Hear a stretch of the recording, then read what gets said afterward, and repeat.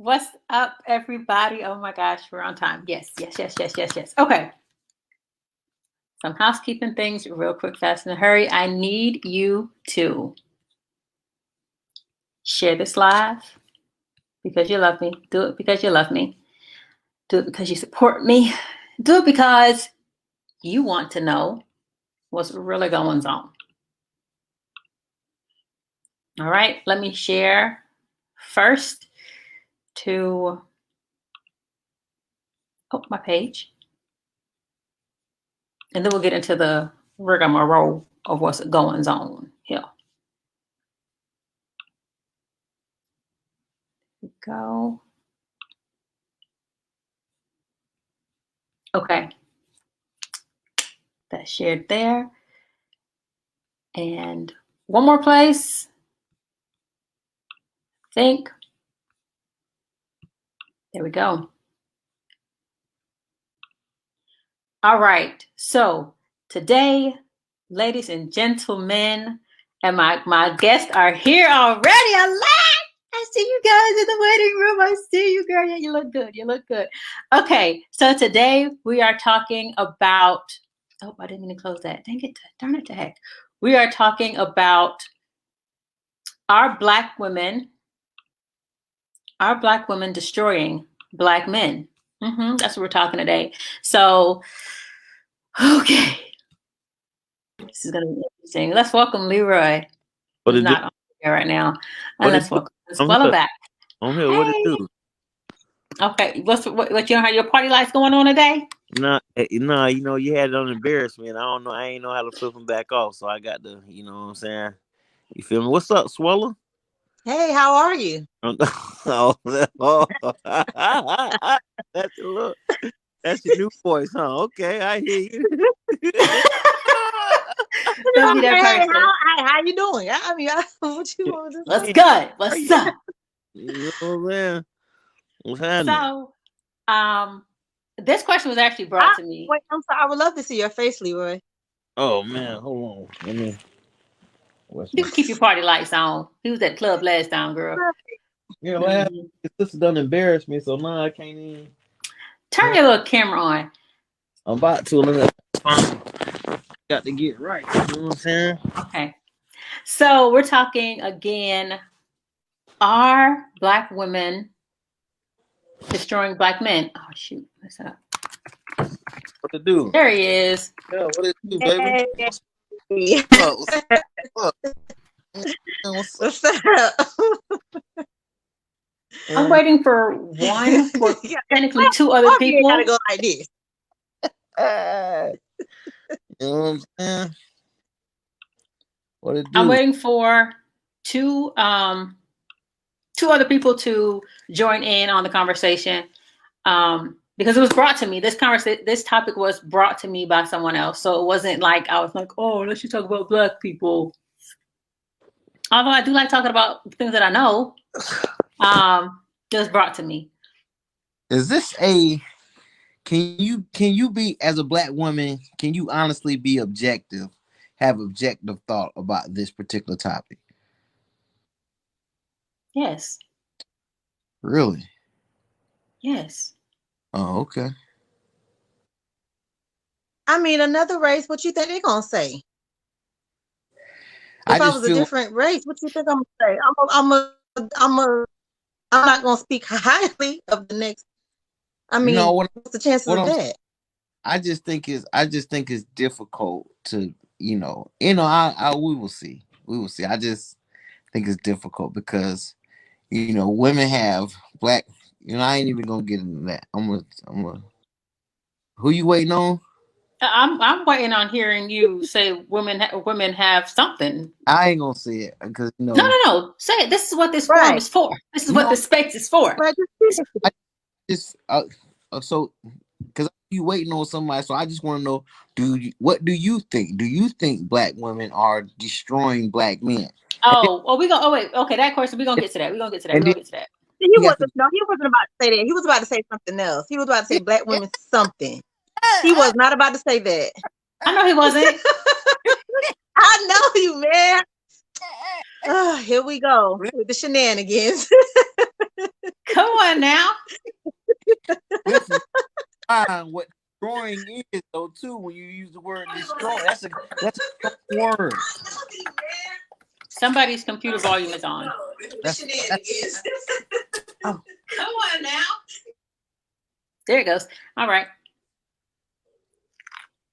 So, so you're not gonna tell us what you were gonna say, Leroy, real quick. You're not gonna tell us what you're gonna say? I don't want to jump the gun. That's all right. You get one false start. Nah. After that, you're disqualified. That's what I'm trying to say. That one false start might disqualify me out the gate. So I just better wait. Feel me? Okay. But I don't think y'all could be objective when it comes down to this. So you want us to say, yeah, black women are destroying black men? That's what you want us to say? No, I mean, if that's our honest truth, then we will say that. If it's not, then we won't. And what I'm trying to say is,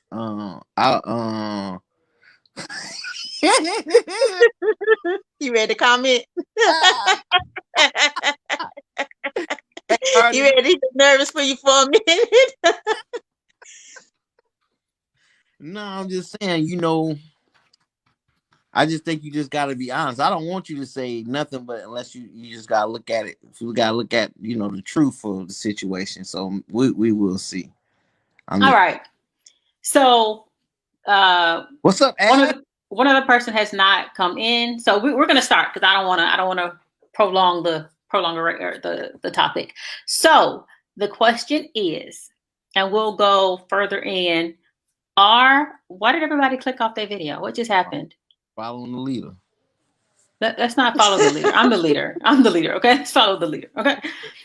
The question is, are black women destroying black men? We'll start with the man. Yes. Leroy. I think before I even say something, can we define what does that mean? Destroy. What does it mean to you? You've been on Facebook. You've been on Question Time Live long time. Long time. Well, what I'm trying to say is I feel like in order for us to have an honest discussion about something, we all got to start on the same foundation of a definition. Otherwise, we'll have a circular argument. You feel what I'm saying? So I think if we can build from what that actually means and, to what the question actually means, what you're asking, then I think we can, then we can kind of divulge from there. Okay, so what was sent to me was a video of different things that involved a black woman and a black male. Mm-hmm. The first one was she was yelling at him in the store, going in on him in his face, yelling. The second one was this girl twerking with her butt to the camera, and her son walks under her and she bops him in the head with her butt. Ooh. Another one was, I think it was, oh my gosh, it was something. It was like 4 different things. But after the first 2, I was like, oh my, okay. But I think the gist of the matter is, are we affecting the way black men are men? Yes, definitely. If that's what you're asking, yes, definitely. You didn't want me to finish. Go ahead. Oh, no, yeah. Oh, no. I'm sorry. Okay, you felt passionately about that. Please proceed. I think definitely. I mean, even based off what you're saying, I was having a conversation. Hey, Charlie. I was having a conversation with, Ash earlier, and just saying that, even how you're raised by your parents, what I'm saying, especially how your mom, raised you, it can teach you how to be towards a woman. So, I grew up in a household where my mama wasn't affectionate. She wasn't like the lovey-dovey, touchy feely type and stuff like that. Right. So as I got in relationships, that wasn't something I did, right? Because that wasn't, that natural affection that a woman normally gives, I ain't had that. So when women did it to me, it was like I back up, like chill, like, what I'm saying, why you all on me like that? You feel what I'm saying? But so had I had that natural that affection, I believe, because I know men that have had that, and they appreciate that type of affection. So why do I say that's something that's negative? Because if I'm in a relationship with a black woman who's experienced that and who, knows what that, her daddy might have groomed her to be touchy feely with her, not in a negative way, but you know what I'm saying, like, to be affectionate, with her and stuff like that. And the mom might have been affectionate, right? So she grew up in an affectionate household. So here I am coming, not being affectionate, and now I'm rejecting how she is, her natural response and stuff like that. You feel what I'm saying? So the dynamic of our relationship tends to shift because she's wanting one thing, I'm not wanting what she's wanting, and then thereby I'm still not nurturing how her father was or how her parents raised her, which I believe is the correct way. You follow what I'm saying? Okay. Was your dad affectionate towards your mom? Yeah, I would say that I would say that he tried to be affectionate towards my mom, but again, my mom was that's not her. So as he tried, it was, what you doing? You know what I'm saying? Like, all right, get off me. You feel what I'm saying? And I ain't a knock on my mama. That's just my mama. You feel what I'm saying? So Okay. so yeah, I think that definitely have that those particular things have a negative effect, and that's just one aspect of it. You feel me? Okay. Sensuela, what do you think? So I'm just sorry, real quick. So Libra, you said that affects you negatively because she didn't show you affection. So is that messing up your relationships? It has, definitely. I had to. What made me affectionate with a woman was I never forget. This was when I was like in my 30s, right?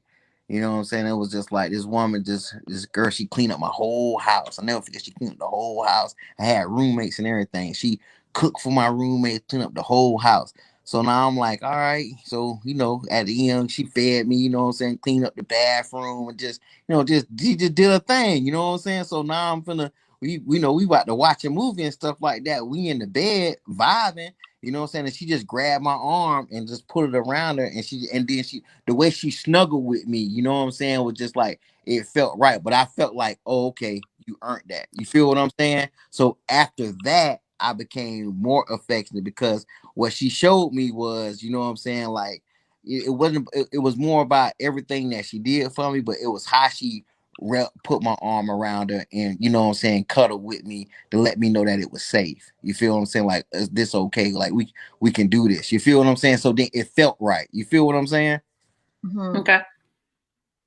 Okay. Well, I think for the most part, most black women are destroying black men, black boys, black teenagers who are becoming black men because of the action that they're displaying towards them. Like the girl you just mentioned twerking in front of her child. I think that's inappropriate for any parent to twerk and show their butt and vagina to their child and seeing them, doing inappropriate things. Far as the cussing out the man in public, oh my gosh. That's rough, but I think for the most part, yeah, unfortunately, but not all cases, not all cases. Ash, I say yes. But I think that it's a dang if you do, dang if you don't situation. To the point where, like we were saying, his mom didn't give him affection. Okay, then on the flip end, she gave me too much affection. It's always something, a way that your parent has impacted you. So, but when it comes to how are they destroying the black man, and I'm about to turn my camera on. I was walking around, but how are they destroying the black man? I would say by telling the child that he's a man before he's a man. That's like something that bothers me when the mother, because there's no man in the house, she tells this child, "You're the man of the house." No, you're not the man of the house. You're a boy in the house. So I think that that's destroying their concept of what a man is, because a little boy doesn't have a job. A little boy is not a provider, but you're telling him that I'm a man, but I'm not doing none of those things. So when you become a man, I was a man at 8, and I didn't have no job then. So we're tainting what a man is, and then so I think that's where it starts right there. And I agree with Sensuela, all that twerking and all that in front of a man. I mean, in front of the boys, just over sexualizing things. It's just, I think that's silly. Let a boy be a boy. Telling the boy he can't cry. That's silly. Mm-hmm. So that's destroying him. I was just about to say that. Right. So because crying is a natural function, that's like telling somebody not to pee. You got to release that toxin. So by us telling black boys they can't cry, excuse me, that's silly. And then that goes into adulthood. And Leroy and I talked about that before. Saying a man can't cry because somebody passed away, that's silly. He should be able to cry and show his emotions. So I think that all that built up frustration is not positive. It's not going to lead to anything good. And I also I think that black women aren't showing or aren't teaching black boys how to direct their emotions properly. Like they're not showing them the stages of different emotions. Like, you got the sad, happy, you got the all kinds. I'm sorry, I'm getting all kinds of text messages. Sorry. And I think that's also a thing. Like, you act hard. Don't hold with your head up. I mean, it's some things you could do positively, but then it's also damaging at certain points in a child's life. And I think another thing that's damaging to the child is pushing the father away. And this is something that I've seen and I try not to do. Okay, he doesn't want you. That doesn't mean he doesn't want his child. And I think women are like, it's going to be a package deal. If you don't want to be with me, you don't get to be with your children. But you're making the child suffer. You're damaging the child, especially, boy and girl. You're damaging the child because the father doesn't want you. Okay, he doesn't want to be with you. What does that have to do with the children? Right. Let them have a fair chance at a good life. You are able to process. As an adult, you've made your choices. You've done the things that you wanted to do. And you can say, you know what? You know how to move forward. A child cannot process like that. So stop stripping the father away from the child because he did something to hurt your feelings.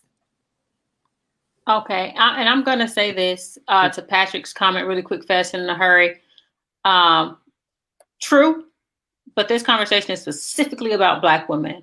So as it relates to everyone, then that means it relates to Black women. We're not saying only Black women do this, but we're speaking on how Black women raise and interact with Black men.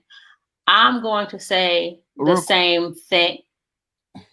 Because I don't want to lose this thought. I think, piggybacking off what Ashley said, I think what's damaging to a young man as well, right? Because it definitely, I get to the men part, but as a boy, I think sometimes mothers overcompensate for the fathers not being in their lives, and they emasculate the young man before, you know what I'm saying, like at an early childhood. You follow what I'm saying? Because the daddy not around, so it's certain things that they will allow, you know what I'm saying, the son to do to make up for. And I seen this firsthand. Is that emasculating? I don't think that's I don't think you mean emasculating. I think they're over. Right. They're extra masculating. No, if that's a thing. I don't emasculating someone is making someone feel less than a man. Right, that's what I'm saying. So I'm not talking about there being tougher on them because the father is in the house. I mean, they're being softer on them because the father isn't in the house. They allow certain behaviors to, because I do believe that, I know what you're saying. I do believe that a young man does have to know how to be certain, has to learn how to hold his own. He does have to learn how to be tough, right? Because at the end of the day, if I was just say, if I had to go like one of y'all, if anybody, a man I know, I would want him to protect y'all. But if he don't know how to be tough to protect y'all, you know what I'm saying, that's going to be an issue, because I feel like a man's job is to protect his wife. Well, he's going to lay down his life for his wife. You understand what I'm saying? So I feel like what happens is a lot of times women allow these young men to be a lot, I hate to use the word softer, you know what I'm saying, because I'm trying to be, correct in my lingo, but forced culture. Yeah, you feel you understand. So they just allow the boy. I don't know how to explain it, man. I just feel like what I'm saying is they overcompensate for the allow certain behaviors that they wouldn't normally do but because his dad isn't there, or it's like this empathy, sympathy for him, and they just allow him to kind of run over and do whatever he wants to do. Does that make Let him get sense? away with that. But if his daddy was here, he wouldn't get away with it. It Certain would things be the way, and then more things like if he cries or he does something, it's more like, oh, it's it's okay, because I think you can't, you shouldn't tell a boy to cry, but at some point in time, it's different between you crying and then you crying because like, come on, cuz at some you got to toughen up. you can't cry over everything. I Right. get what you're saying. Like Right. So, because I was dating this one chick and she had a legit, and I'll tell you, man, this legit a tank head joker. I'm talking about this joker would cry over every little thing. And I'm like, why you let the jit do that? You know what I'm saying? She was just like, oh, well, who gonna teach him how to do da da da da? Who gonna help him do that? I'm like, that's where you gotta come in at. You feel what I'm saying? No matter what, just because his daddy ain't here, that don't mean you can't play a role or you can help him, you know what I'm saying, understand this ain't, this is a part of, you know what I'm saying, being, a young boy, a young man. You feel what I'm saying? I think those conversations and stuff like that, if I'm saying it correctly. Okay, so I agree with this comment. It says, as a teacher, I notice Black women treat their boys as their boyfriends and royalty. Just to be blunt, they were submissive and let the boys run the show. Actually, what you said, the man of the house. They allowed their boys to do anything. I think because a lot of children are growing up without, in a single parent household with just their mom not in essence is treating them like a boyfriend, but she's allowing him to do things that a child shouldn't. But I had a lot. You guys just wouldn't let me talk. Go ahead. I think that it becomes when you don't have a man in the house, your children become your world. And I know that from, I've experienced that when you're dating a guy, or in a relationship with a guy who didn't have a father in the home, it oftentimes feels like there's tension between you and that mother, because they're looking at it like you're taking the man that I have. Like, it is not my son is with someone, is, and this person is positive or whatever. It's you're taking my thing. Forget what kind of person you are. You're taking my thing. And I think that's, another way of destroying the Black man. Excuse me. Yeah, Sorry, y'all. I think Black women are extremely way too hard on Black boys, which results in the behavior of Black men. Like, yeah, I agree. I think you should let a child cry. That's what children do. They cry. When they get older, then you explain to them, you sit them down and talk to them. And I know this isn't like this kind of session, but you talk to them about the difference between, like Leroy said, crying for emotion, crying because you're hurt, crying just because you want to cry. Like, there's a difference, but that also falls in line with women also. Yeah, I said a few things that I don't remember. Anyway, Sisfola, you want to say something? I thought I saw you raise your hand. Oh, the twerking thing, twerking in front of your child or dancing in front of your child. I know we dance. We dance because it's fun. We don't twerk. We don't shake our booties, but we dance. And I think Black women are now so, and the topic is about Black women. So that's what I'm talking about. I think Black women are so in need of attention that we don't get from Black men, that we're doing things to get attention and using our child as a way to go viral, or using our child as a way to be seen more or be funny or be entertaining to other people. So you think that? Can I say something to what Jasmine wrote? I pray for mothers like you. Jasmine said that she raises her boys to empower them and to lead. In the morning, I pray for the husbands of my girls, because I have all 4 girls, of their husbands, whatever they may be, that their women, that their mothers and parents are raising men valor, the protectors, providers, and priests of their house. I want a mother who is teaching their son how to be a man, but not saying you are a man, because that's just not balanced. So thank you, Jasmine. I might see you in 20 years, girl, at the altar. Put Patrick thing. That was a good point, Patrick. What did he say? Patrick said, and it's long, so me putting it up wouldn't be beneficial. Oh, longer than that. But I'll read it to you. It says, yes, I think it's a Black community thing, which as a result includes Black women. The world already expects Black men to have no emotion, shut up and do their job, so to speak. The world sees Black boys as men before they see other races as men. That's a fact at home. That has to be our piece. And if he's saying home has to be our piece, and if I'm not allowed to openly be a child and grow as a child, then that's a great disservice to my mental growth. And you can wonder why I'm still acting like a child when I'm 21 or 22, because I was never allowed to be a child before. Okay, Michael Jackson. Well, I don't agree with the whole bottom part of never allowed to be a child. I don't agree with that either. I mean, I think it differs for different people, because I mean, at the end of the day, I think, if I'm not mistaken, I know women mature a lot faster than men, and men mature a lot slower. So I think, but the fact of the matter is they mature. Yeah, which is just, and that's what we do. So, but I think everybody, if we're talking about a child, kind of goes to that childlike behavior when we don't get our way, right? So, so I think that, but you mentioned something about, women twerk because they don't get attention from Black men. And I know we should still talking about Black women destroying Black men. So I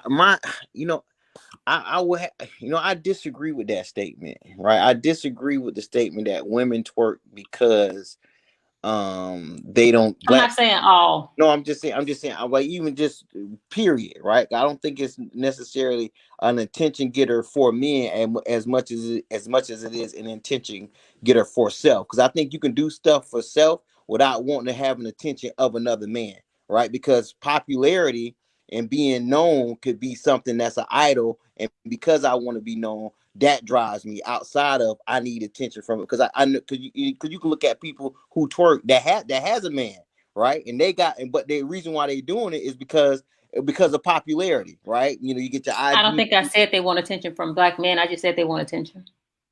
Oh, I thought you said they don't get enough. I'm pretty sure it sounded like you said they didn't get enough attention from Black men. Maybe I did, but I don't recall saying that. But that's why I was responding to that part, because you said Black men, so that's why I said they don't get enough attention from men. But if you did not, I digress. Okay. So let's talk about actually let's welcome Jasmine, or Jazz, should I say. You're raising 2 Black boys and you had a good comment. How do you feel? Oh, your microphone's on mute. There you go. Hey, Okay. Hi. How y'all doing? Good. How are you? I think the most important part, like how you kind of chimed in and said, Ashley, is it just depends on the type of mother that's raising those kids. Her perspective, like what she's trying to instill in her boys, because I know we kind of moved off that topic, but for me, my kid's father is still very involved, even not being in the house, but being in the house, we have more influence, I would say.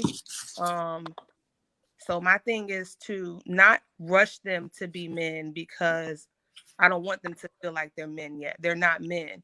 I don't want the world to look at my children, my boys, like they're men. They're still young. They're still, learning. So my thing is to just teach them mainly to respect themselves, to respect women. They have a sister. They have sisters.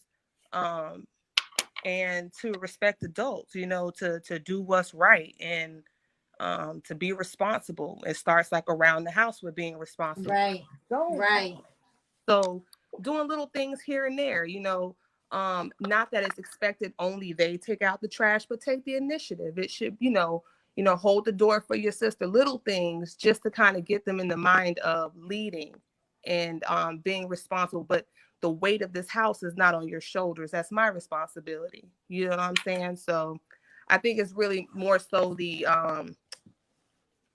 whoever's in the household or whoever has, most contact or whatever with the kid, it's up to them to put, you're forming that child. It doesn't matter what society has going on or what society may think. It's ultimately you or that parent. So when Black women say you're the man of the house, is that not instilling leadership in the child? I'm playing devil's advocate. I don't say that. You're not the man.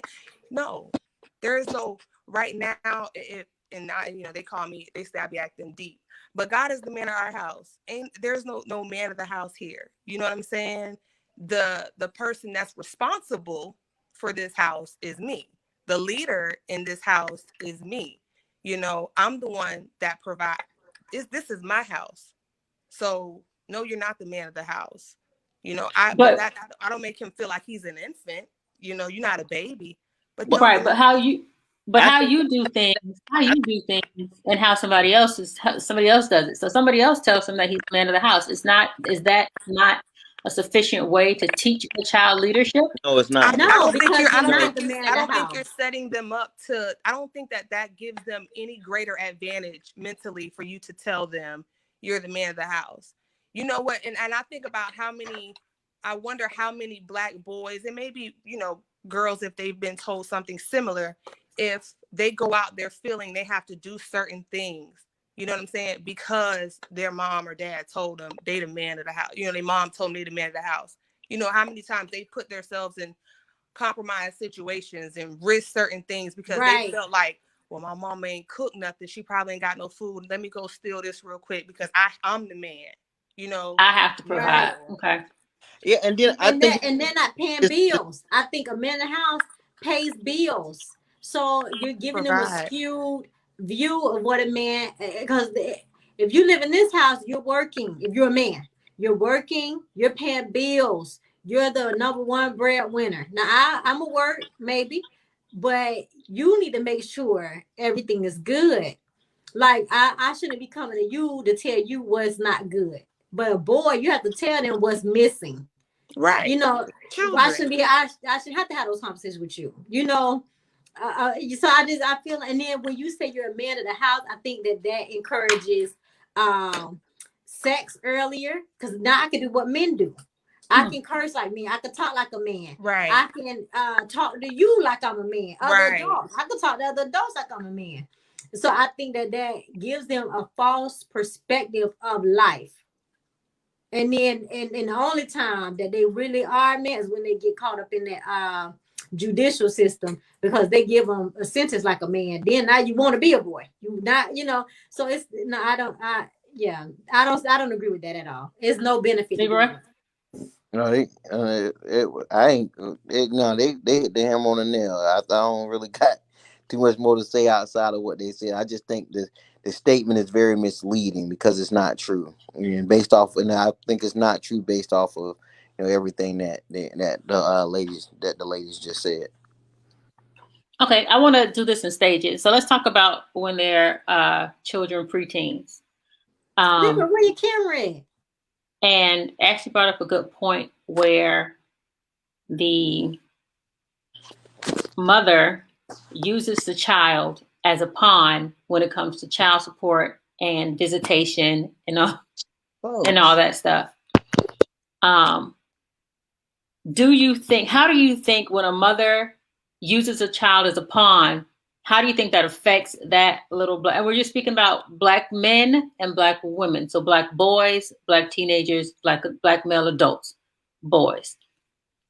How do you think that affects the child seeing that his mom is using him as a pawn to see his dad?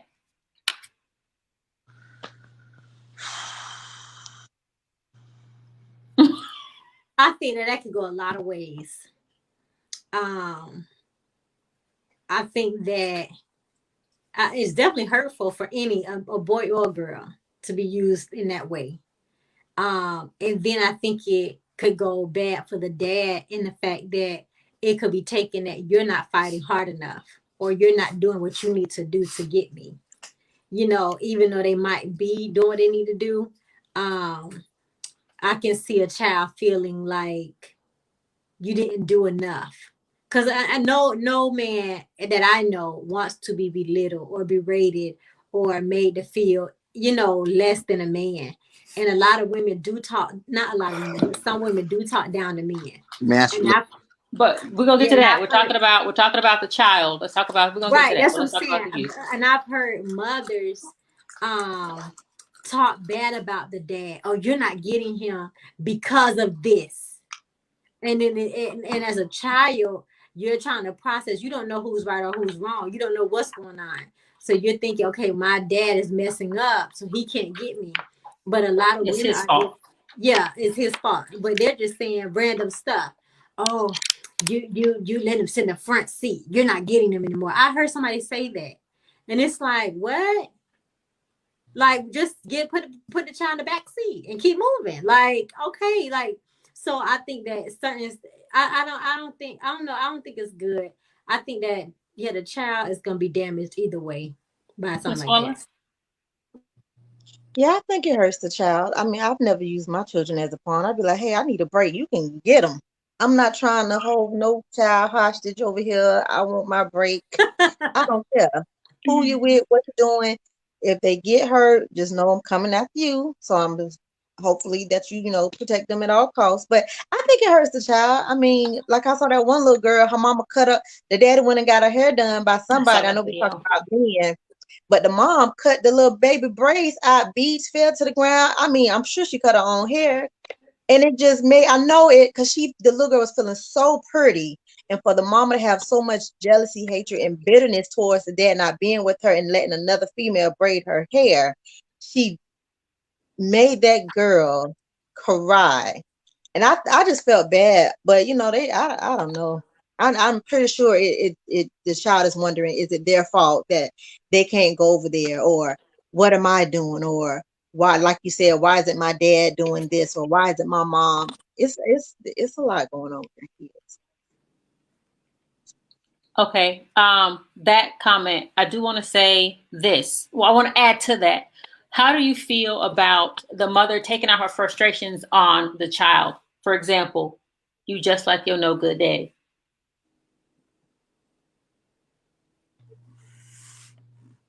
Or you look just like your dad and take it out on the child too. That I don't know. Y'all. I think it's damaged women that do that. And especially in the Black community, counseling, people need counseling. People need to have those moments of processing and figuring out, why do I act like this and what has happened to me. You know, that's that a damaged person does that, because you're hurt. That's so damaging to the child. I And mean, that's selfish. just so, yeah, it's selfish and it's so damaging to the adult that child is gonna be one day. And they're gonna and my grandma told me, she said, you don't have to tell your children what you do for them. She said, children see. She said, they're gonna grow up and they're gonna realize what really happened.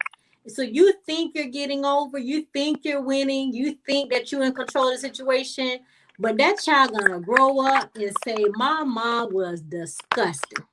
My mom ruined me. I could have had a relationship with my dad, or I could have been a better person, but my mom did this to me. And you think that and that's when you're gonna need that child to take care of your butt. And you might need somebody to help pay your bills for real. He might need to be the man of your household. But he's so upset and now he's crushed that he don't want to deal with you. That's why a lot of dudes, black dudes, get with a girl and they don't look back. I know one dude became an atheist because his girlfriend was atheist. I mean, he was downright, when I knew him, he was into God. He started messing with this atheist. He became an atheist because he was so done with his family because of what they did to him as a child. I'm just saying. Anybody else thoughts on that? You just like your daddy. You look just like your daddy. You ain't no good, just like your daddy. Your daddy, your daddy, your daddy. Fletcher.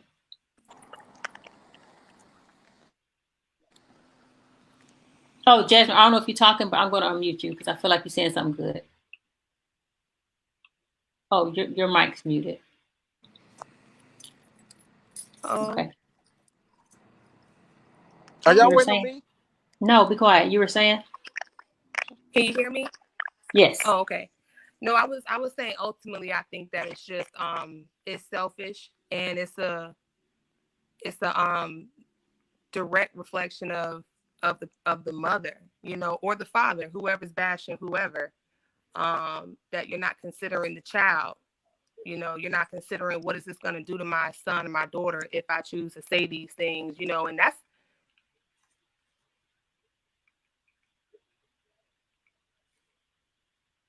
I think you froze. So I'm gonna say this. I think that you look just like, are you just like your daddy? I think it makes the child feel like the dad is trash. I think it leads to the child further disrespecting the parent, the father, because mama said you no good, so you can't be no good, and it don't matter to me. And All right. that in turn emasculates the emasculates the father. So it becomes a horrible cycle now. You were gonna, somebody was gonna say something. Or it makes the child feel less than if they say you're just like your dad. I mean, it makes them feel, okay, I'm just like my dad. You know, the more you hear that, the more negativity someone hears, they start believing it. They start walking in it. They start acting that way. Not necessarily, you know, so pass Okay. the mic to someone else. Um, Blackshear, did you have anything to say? You're tardy to the party, but Sorry. I think, and this is just I think from my personal experience, when someone says you look just like your dad, I think that only works if the dad is not present. I don't think that a person saying that in anger or upset, I don't think that's effective or an excuse, or I don't even think it damages a child unless the father is not present. And I think as a black man, it may be that absence or that absence or that having the ability to give that reinforcement. I don't care what she says, you know what's real. I think that's more detrimental to the child right, because they than don't know what what the their dad looks like. exactly. I think that's more detrimental to the child than what the mom is saying. But I think it But was more like you just like your daddy. I'm sorry. Go yeah, ahead, Leroy. but then how do you know what I'm saying? Just I want to hear your answer on this, Blackshear. How do you say that that's not damaging to the child? Because if he is, let's just say they separated, but he's present, and she says, your daddy don't do this, your daddy don't do that. He comes in and says, okay, I do this, I do that, and the kid still, because if he's staying with his mother, not majority of the time they side with the mother because just to protect the side of the young boy doing that, right? So then you have a confused kid who's thinking, my mom is saying this, my dad is saying this, which side do I choose, even though my daddy in his life? So now he's making an adult situation, an adult choice to decide, an adult decision to say, I have to choose one or the other because somebody is not telling the truth. So then they grow up, you know what I'm saying? They grow up and then they thinking, okay, here's what this, with the confused state of mind, thinking who's being honest with each other. So then you don't think that's damaging? So to reiterate my point, I think that if a child is smart enough or mature enough to reason, to say who's right or wrong, I think that said child is also smart enough to take reality actions. Um, what happens when I think children go more so about how the parent makes them feel more so than what they really do. And I think that it's favorites at the party, Come everybody. on, But continue.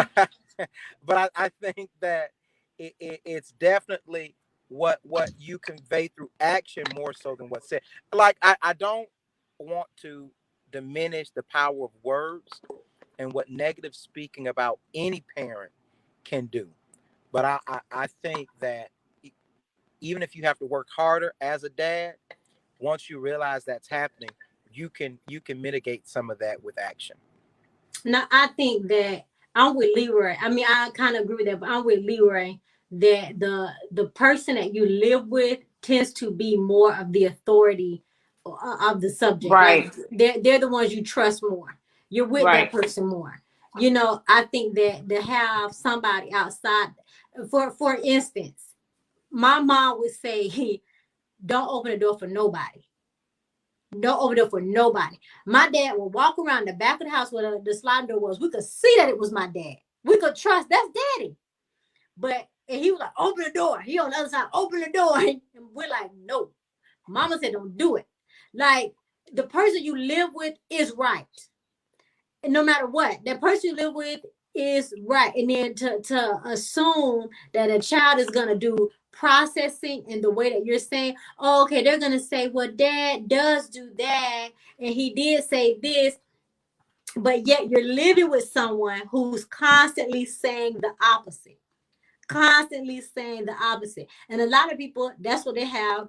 You know, I'm not trying to bring in religion, but they have issues with religion because you see one thing, you told one thing, but you see something else. So you get confused. I think as adults, you get confused. Jurors in a court case get confused, even though they're presented with all the evidence.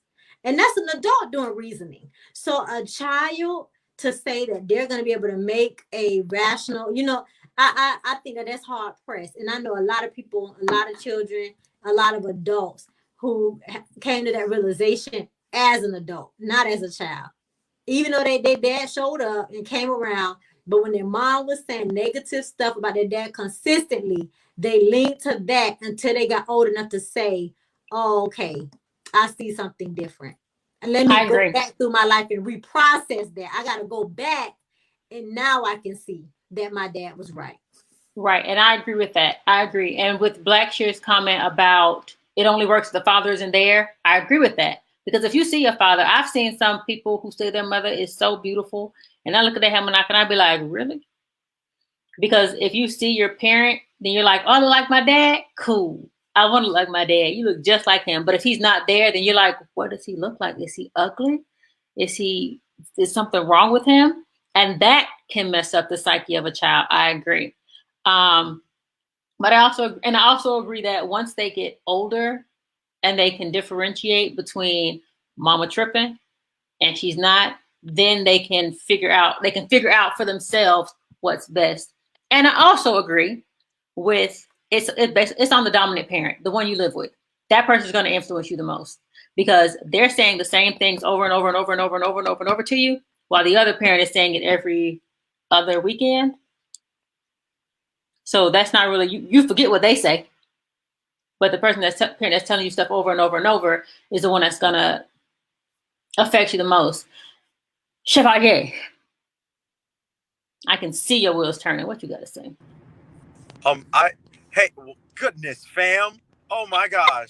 Oh my gosh. Y'all are so beautiful. And particularly after kind of the weekend we had, I am just so happy to see all of y'all. So love all of y'all as well. I don't have anything actually to add to the particular question. I was just very intrigued by the title, Are Black Women Destroying Black Men?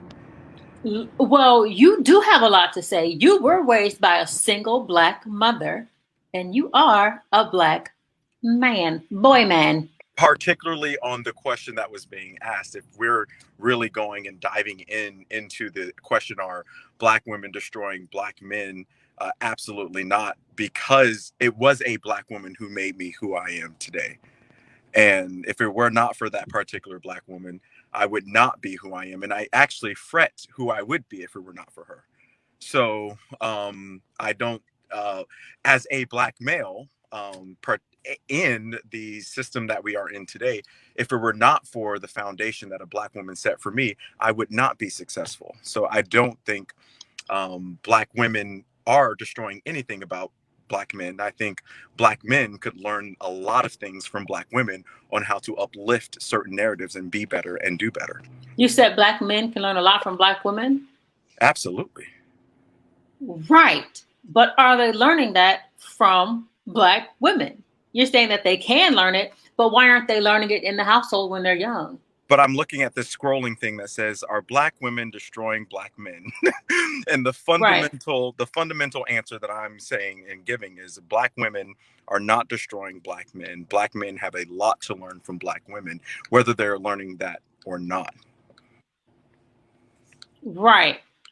But if they have a lot to learn, why aren't black women teaching them when they're young? So black men is from a boy to a man. It's not just men, like grown men in general. Sure. I mean, I think we, as an educator, as a former educator as well, there's something called differentiated instruction. A part of that instruction sometimes you have to change up the lesson plan for someone to get a certain piece of information. So the question could be, are black women equipped to give different pieces of lessons in different ways to their young black boys or to their to the black men they're actually trying to raise? That's the real question. Are they equipped with those things? And if not, who's there to support and equip them with those things? Right, but if they're not equipped, then that has to mean that they're destroying, or at least not elevating enough, how they could be elevating. And I feel like damaged women are making damaged men, boys into damaged men. And I do feel like, though, that it does also, the character of the child does matter, because you can have two children in the same household that have different outcomes because of their internal processing and how they look at things. So I think that that's a mix of it too, because you could put another black boy in the same house that Chubb was in or Chev was in, and he could be damaged. He could have had a different outcome based on how he is. You know what I'm saying? If that makes sense. So Ashley, I will have to push back on, we're all damaged, and it's because through our damage we learn how to grow and how to be better and how to do better. So if you're not damaged, and if there is no damage in you in some way, then I don't think you can truly grow. And if we're not growing each and every day, then what are we doing? So of course, there's every person on this call, every woman in my life, every black woman in my life, every person in my life has been damaged in some way, and yet they've taught me something. So it's what you're doing with that damage. But that's because of the makeup of who we are. That's because of the makeup of the person. There are some damaged people that remain damaged throughout their lives. And just because they're damaged, they didn't learn from it. They just remained damaged. And and Leroy and I was just literally talking about this, because I was telling him that with my girls, I let them know that you're going to make mistakes in life. That's going to happen. But you have to forgive yourself and know that God has forgiven you and move forward. Now, some people will make a mistake and live right there in that mistake. They feel like they're worth nothing. Then their life stops. They cannot move forward. So it all depends on that person, because like you said, everybody's damaged, and you learn from your damaged, your damaged self to how to be better and to grow. But some people become damaged and they stay there.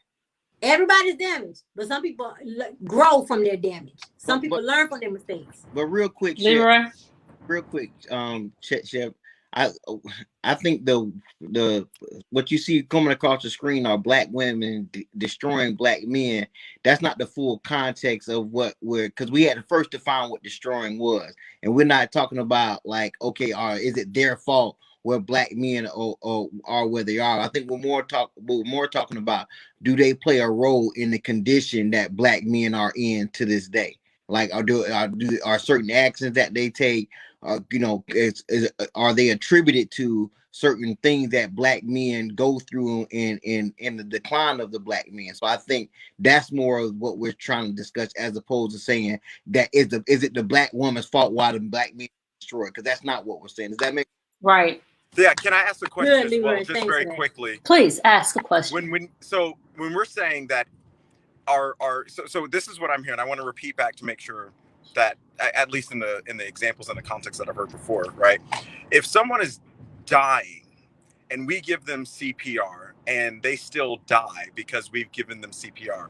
We were not given the tools and resources on proper CPR, but we tried our best. Are we blaming the person who gave the CPR to the person who's died, and if the person ends up dying, are we blaming that person?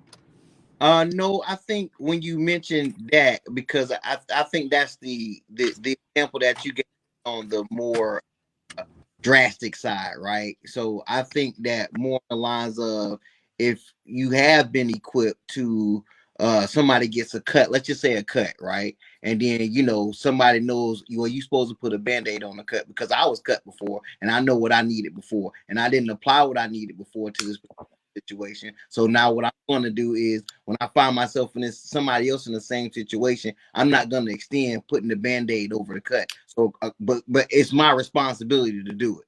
Does that make sense? So you're on mute, Chef. But while you're on mute, let me say this. We're not blaming them for not administering CPR correctly. I would blame them for not asking for help.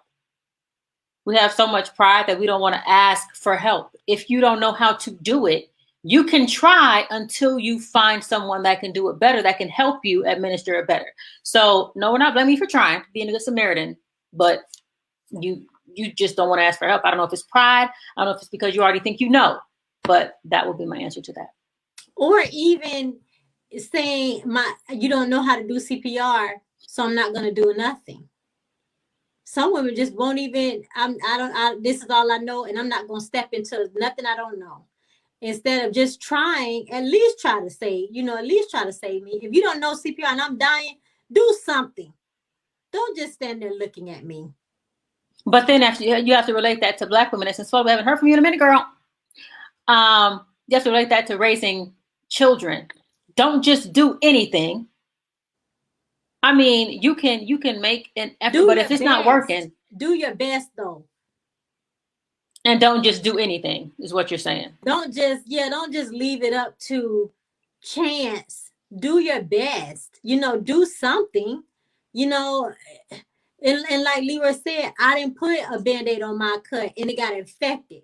So I'm not, at least I might not know to put a Band-Aid on it, but I know I can't just do nothing to the wound because it's going to get infected. I know that already. So maybe I can apply pressure. That ain't the answer either. Maybe I can put a leaf over it. That ain't the answer, but do something. Until you figure it out. At least, try to figure something out. Yeah. Sensuela? No, I'm agreeing with what everyone's saying. I mean, I have nothing to add. Everyone's on point. Cool. Oh, I'm home now, so it's about to get real. I just pulled in. I hope no one's recording that. I did not drive and have my camera on. Just kidding. Patrick said to Jeff's point, you're right. Where's this? Oh, okay. Blackshear, did you have anything that you wanted to add?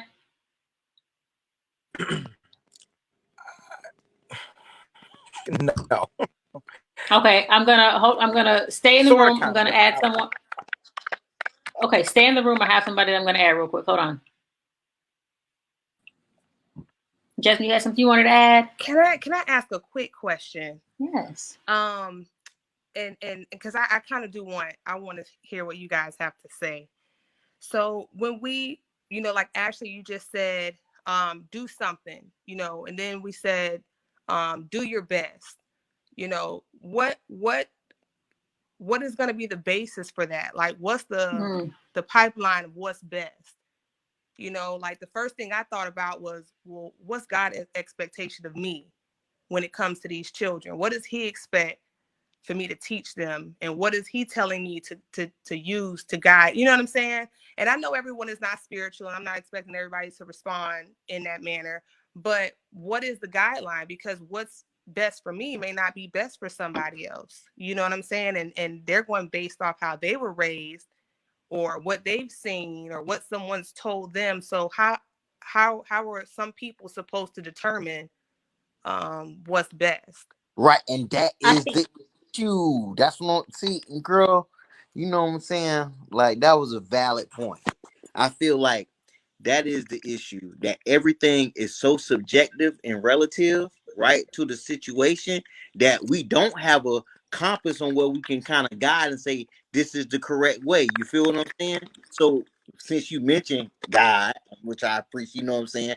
If that is a certain standard, right? Then we would be able to live by that particular standard, and that's what we should go by. But because there is an absence of that, you know what I'm saying? I'm not saying that people can't, you know, um, have certain standards outside of God, because they can. Everybody gonna be judged by their own heart, right? But what I am saying is, when you remove that, then everything, you know, a lot of stuff becomes cloudy, and with that cloudiness, you get relativism. And then once everything is relative, there is no real moral standard, because what you do in your house is what you is okay for you, and what I do in my house is okay for me. And you know, I want to say, you know, I give my 12, 13-year-old kid, you know, son, I let them smoke in the house, I let them drink in the house, 12, 13, because that's what we do, and ain't no standard here. You feel what I'm saying? Oh, that is the standard.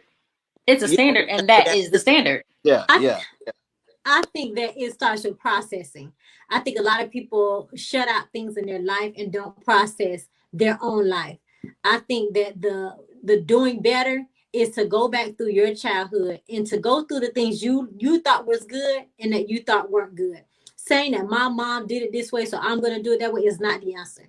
I have a struggle because I'm a spanker. I spank my children, and I don't. My mom spanked me, and I tell them all the time, Your you mom want whooped you. That was no spanking. Your my mom whooped mom me with me. too. I Yeah. and I tell my girls, I don't want to whoop you. Like I didn't like getting whooped. I don't want to do it, but this is all I know. But I'm trying to do better. I'm trying to learn different ways of disciplining. So because I had to process and Right. say, you know, that wasn't always the best option that my mom took. That was her only option. It wasn't you grounded. It wasn't nothing else. It was you getting whooping. So we have to process, okay, my mom and my dad did this, and then I know that this was not right. So let me at least do that better. So there's something we all can do better if we just go back and process what we've been through and stop saying that this is okay to do those things. Because not everything, and another thing I'm learning is that spanking your child should not be something that you do to relieve yourself, to make you feel better. Right. Oh, no. Spanking is for discipline only. If you spank your child and you feel better at the end of it, you did that for you. You Right. release anger onto your child. That's not disciplining. Disciplining is to correct the child for making the same mistake. And we have to go back and process. A lot of people yell at their child, spank their child because it makes them feel better. That's not right. And I'm a yeller. So pray for me, y'all. And I do feel better.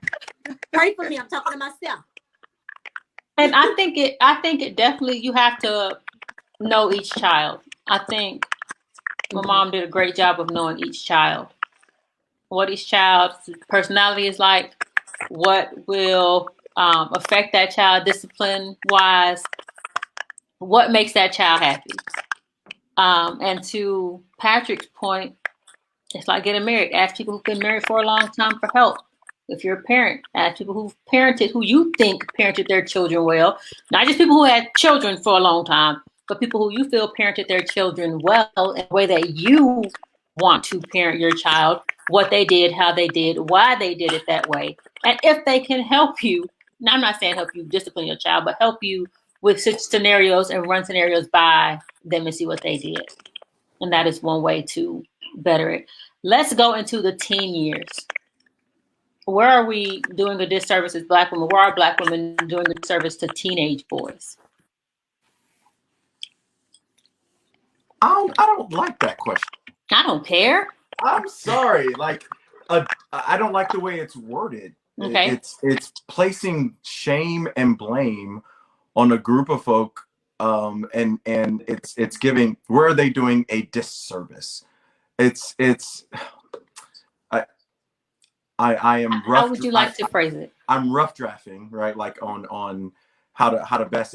It's where can it be better? I think. Where might we be doing a disservice? Black women be doing a disservice to Black boys? I don't know if it's a disservice though. Like that's and I'm also coming from one perspective that's very biased. I've been surrounded by Black women my entire life, and it's fairly several different perspectives. 3 on this phone call right now who have punched me, pushed me. Yeah. Don't, why your mouths open? Because y'all did it. Podess. And beautifully bullied me into the person that I Podess. False. Hold up, wait a minute. Let me put some bleach in it. That was another one. Brandy, That you was were there for that one. It was there for that. But I think it's where can it be better? There are certain places where it can be better, and I do think it's hard for my mom. She definitely said this out loud several times. I don't know what it means to be a teenage boy, and she, learning from my mom's experiences, she knew and she fully admitted what she did not know. And one of the things you said, Brandy, or I think it was Ashley, where it was, why not ask for help? I think that can be done better as well. Why not lean on folks that can help you, who have gone through it before, or who are experts in it? I mean, there were uncles in my life that really helped me through that. There were other women in my mom's life that helped her, who were raising young men as well, to help her through that. And she did lean on them quite a lot. But I don't necessarily say it's a disservice. I just think, where can folks grow and learn and be better? But I don't know if I like that particular word. To come into, I feel like there's a hard shift in the way parents go from preteen to teen, or should I say preteen to teenage boys. They get to a point where it's like, man up, be hard, suck it up, whatever. Like girls, do this, that, and the third. And this is what I've seen as a teacher. I honestly cannot use my family as an example of this, but well, actually, Bernadette kind of tough. But I have seen where, like, they punch their sons in the chest. It's just they get them ready for manhood. You're almost a man now. Don't cry in this house. I don't want you to say anything. This is what's going to happen when you leave this house. So you better be there and ready. That's what I mean to that effect. I think that when it comes to teenage boys, I think that the Black men are doing that. I don't think women make such a big shift as far as those things. Yeah. But I do see. You're breaking up, Ash. I don't see women becoming so different with them. Okay. Sounds systemic. Yeah. Sorry. Yeah. I think for me, from my experience, I just think it's more. I like what Auntie Nene did. My bad. Just she said, I don't know what it's like to be a teenage boy, and just having that open type of communication. I feel like, from what I've seen growing up in my neighborhood and other people is, as a teenager, you kind of start, you start kind of feeling yourself, you know what I'm saying? And it's like, I wish my mama would have had the conversation with me about sex. I wish she would have had the conversation with me about, relationships. What does it mean to court a girl? What does it mean to court a woman? What does it mean to court somebody? You know what I'm saying? And instead of allowing, I mean, I can't say that she allowed, but it happened to where, Snoop Dogg taught me, you know what I'm saying, what it was like to, what I'm saying, vibe with a chick, you know what I'm saying? And it was B's ain't nothing but H's and X tricks. You feel what I'm saying? So and that's what flooded my mind. You feel what I'm saying? I'm not putting the full responsibility on my mama, because my dad played a role too. You feel what I'm saying?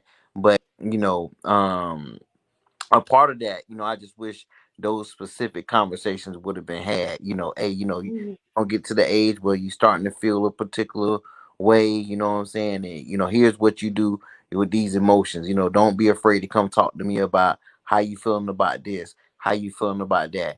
Don't be, hunching girls, you know what I'm saying? Because my mama may say none of that, you know what I'm saying? And I remember one time, my mama caught me masturbating. I was like, 13, not telling you my TMI. I'm just saying, like, I was 13, You know what I'm saying? And Fix your face, Fuller. said, she came in. She said, "Oh, Ricky, we got a pervert in the house, right?" And my daddy said, my daddy came You would back. do that in the privacy of your own room. You Yeah. weren't showing nobody your business, but you was a pervert. So my daddy came back and said, he said, "So what is his?" And he you know what I'm saying? So you know what I'm saying? But that kind of started my whole like little, oh, okay, this isn't a bad, you know what I'm saying? So that started my whole being over sexual about everything, because now I got the green light to make myself, as opposed to explaining it to me that these things are gonna happen, you're gonna feel this way. Here's how you control these, emotions and stuff like that. You understand what I'm saying? And let's have a conversation about it. That's Right. that's why I think those conversations kind of need to go kind of hand to hand. You know what I'm saying? Because my daddy, he was like, "Oh, really? That's what you're doing now?" I'm like, yeah. I'm like, you feel me? So Let me So ask question, this. Can I Oh, so say something really quickly, Brandon? hold on, since Oh, Swallow. yes, matriarch. oh no, I just have a quick question. So Libra, when you talking about you wish they would have spoke to you, nowadays children are starting to have sex at a much, much earlier rate because these songs are so explicit. I'm talking about down to the detail. So at what age do you think someone needs to start explaining sex to their child? well, I think Or what? maybe like 8, 9, 10 years, somewhere around there, because she caught me at 13. I had already been going in years prior to that. That's just when she caught me. You feel me? So so I think that somewhere around that time, somewhere around maybe 10, 11, 12. You feel what I'm saying? Because that's when I kind of started, that's when I kind of got, into being horny, for lack of a better word. You feel me? So Oh, that's a tough question. I think it comes down to, again, knowing your child. Like, I mean, I think children tell you what's on their minds unless you start telling them to shut up and just be quiet, stay in a child's place. You don't need to say nothing. Be quiet. Oh, we have a new member. I think that it also depends on your comfortability too. Because my daughter asks me all the time, and I'm like, girl, we're not having that conversation today. And I know she's old enough, she's smart enough to process it, but I am not comfortable saying exactly what happens when they have a baby. And pray for me because she's 11 and she thinks that kissing gives you a child. I never told her that, but I tell her, no, that's not all to it. And I mean, she literally asked me that today again. She's very curious to know, and I'm just not ready to say. Well, why is she so curious? Is someone at her school telling her or asking her, or they're talking about it?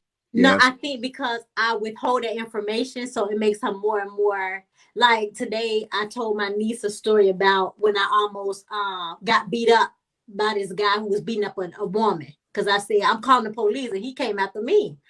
And I was telling my niece, and she's laughing. And my daughter found out. I told her a story. She wanted to know the story so bad, which is not a bad story. I couldn't reenact it because it involved some, action. So I was driving, and she kept asking, because once you withhold a piece of information, she wants to know more and more and more. So she's constantly asking because I'm withholding it.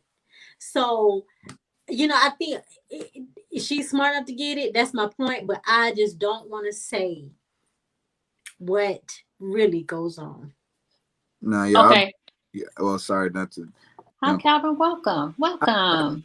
Hey, I definitely keep you in prayers about that because I definitely, I just had a daughter and everything. And I understand it's like, man, it could be weird having those conversations, especially I thought about how uncomfortable my parents were when they were telling me stuff. But please know that if you don't say something, the kids, the internet, strangers, they're going to paint the narrative and they're going to define what it means for her. So it's like your silence is not, you not making a choice is still a choice. I'll say it like that. So like, I would definitely say that as awkward as that is, let me tell you, there are way more awkward things to deal with in life than by not having that conversation. Like, so I don't know, but I do definitely sympathize. Like, that's tough. And I don't know. I just always want to get ahead of and not let other people give the narrative, because they're speaking loudly. They're not quiet. They're going to tell her all the things, and it's not going to be from a healthy place. Usually it's usually going to be from toxic. So yeah. Well, maybe Brandy, you can have a question time live on that. How do you approach the topic? Because I really want to hear that. Jesus, that's tough. Okay, we can definitely do that. I'll jot that down. I don't have children. I don't have any children. Thank you. Thank you. But I feel like I feel like saying it from, don't be that person. Don't be that person. 9. Yes, I do. I feel like explaining it from a medical standpoint would be the easiest way. I mean, I don't think you have to get graphic with that kind of content. Just from a medical standpoint, how babies are formed, DNA, chromosomes, mom, dad, doctor delivers. You want to be a baby doctor? They deliver babies. Put something else in their head also with that information. But that's just my take on it. Well, let me say this. She does know that the sperm has to meet the egg, because we talk about a Bible story where the woman couldn't have children. So she knows that it has to be in the womb, because, but she doesn't know how it gets in there. That's the part I don't want to say. My God, help me, y'all. Just call my name out, Ashley, when you pray tonight. Only if you're praying to God. But you do use biblical reference. You do use biblical references. In the Bible, it says that such and such was with I don't know the story, but Abraham was with Sarah. Sarah and Abraham are husband and wife. He was with, or he knew her. Biblically, that means to have intercourse. You don't have to use the word sex necessarily. Wow, that's deep. But you can say it's intercourse that a husband and a wife have, that a husband and wife are supposed to have. Well, what is intercourse? And this creates. What is intercourse? I don't want to say that the penis. And I'll pull my mama on her. You want to know what intercourse means? The dictionary is right over there. Look it up. No. Yeah, I guess. But I mean, we can move on. We can get back on topic, but we need to do a lot. So, Brandy, can I address one thing? Yeah, of course. And then Calvin, I want to you came on, so I want to know what was in your head throughout this whole conversation about our Black women destroying Black men. But go ahead, Chevalier. Just very quickly, someone said something, and before we got on to this very important topic, thank you, Leroy, for opening this up. I do think a lot of the things that we were saying before, right? There's things that are systemic, right? Like we learn things from a system, and that's one of the issues, right? Patrick said something. I don't know who Patrick was. I saw a comment of Patrick pop up about a 15-year-old should not have a job to help support the bills, and they should be still a child. I disagree with that. As a 15-year-old, I had to help do that because there was survival in my household. And that was the only way I was going to get food on the table in some instances. So it was very important for me to do that and to learn that. And so I do think, but then again, another systemic thing is the real question is the system supporting Black women to not destroy Black men? That probably should be another question. Let me say this. Did your mom tell you at 15 that you had to pay bills, or did you opt to contribute to the bills? We know the question to that. We know the answer to that. I opted to do so because I knew, and this was one of the, I don't fault my mom for this. I just say she's human, and there's a lot of growing for her to do as well. But there were things that, again, systemically, we say we have to provide X, Y, and Z, even if we don't have the resources to provide that. And so I knew, and I saw a struggle that I said, you know what? I don't want my mom to have to worry about this. I can take care of this on my own, because at the end of the day, I could have done that at an earlier age. So again, there's a lot of systemic things that just don't align. Okay. Right. Sorry, I Go want ahead, to say Ashley. something Real to quick. that because you opted. I think it's different if she demanded that of you, because that's damaging to say you're 15 and now you need to be paying bills. I think that that's damaging because let me be a child. But if you're saying, okay, I have the wherewithal to do that and it's not hurting me to do that and I'm gonna help out if I can, then I think that that's admirable. But if a woman is putting that demand on a child, I think that and yeah, I think that that's a bit much. Calvin, We you gotta figure joined that our out. live. What's up? Hey, Let's thank you talk. for having Hey. me. Yeah, no, this I clicked on because it made me think of something that I actually talked about on the Facebook page, which was actually dope. I can't remember what question inspired my response, but I had said something like, you know, like I think a question that people don't ask themselves is, okay, well, like women sometimes don't like, and it goes both ways. So yes, it could be either, but you know, how and where did you learn to love somebody? And how to love them from a non-toxic place. Like if you grew up, if it was a woman grew up in a single mother home without the example of this is how love happens, or if you grew up in a double parent home but it was toxic, you don't just like, you can't just get. I think that sometimes the mistake women make is they just assume that they know how to love a man, and it's like you don't just know that. You don't just get it. It has to be something you got to get correctly. You have to learn it from somewhere. I think, and I'm not gonna say that guys aren't guilty of this because, of course, clearly they're always wrong about it. I just think that sometimes guys are like aware that they don't understand women, but I think that women sometimes assume that they know men because men are simple, but they're specifically simple, and it's so it's like I ended up doing a lot of research and everything. Like, okay, hold up, what is this thing, or why are women like different, and what are things that? And I realized that a lot of the maybe frustration I had with women is because I was expecting them to behave like men, and it was just like, oh, yeah, they're just different. It's not bad. It's not worse. It's just different. Like, it's a quick example. If a guy like says, yo, I've been thinking about, getting into baseball. Well, I know that he's been thinking about baseball. He's currently thinking about baseball. And for like an undefined amount of time, he's going to be thinking about baseball. If a woman were to say, yo, I've been thinking about baseball, she might just mean that just in that 1 second. And so like, if next week the guy was like, yeah, I'm doing football now, I would look at him like, well, you changed your mind. You a liar. Because that's what guys would relate. But if a woman said it, it would just be like, okay, she was thinking baseball this week. Now this week she's thinking something else. It's not a lot. So guys look at stuff like that as like, oh, she's lying. But it's like, no, she was telling the absolute truth in that. This is a new moment. It's different. So you're saying women live moment to moment and men live for periods? Not. It's definitely not an absolute thing. But yeah, I know. Yeah. But it's like, because like women are like saying like, guys view that as, oh, they're lying or they're unstable. It's like, no, they're processing information differently, but different don't mean better or worse. It's just, she could be really happy this moment and something can happen and she's not. So let me ask this. Oh, unstable. Like, no. So I realized that I was like judging women from how I would judge a man or how I would expect a man to behave. Because I'd be like, well, you shouldn't do that. Well, it's like, well, why shouldn't she? So let me ask this.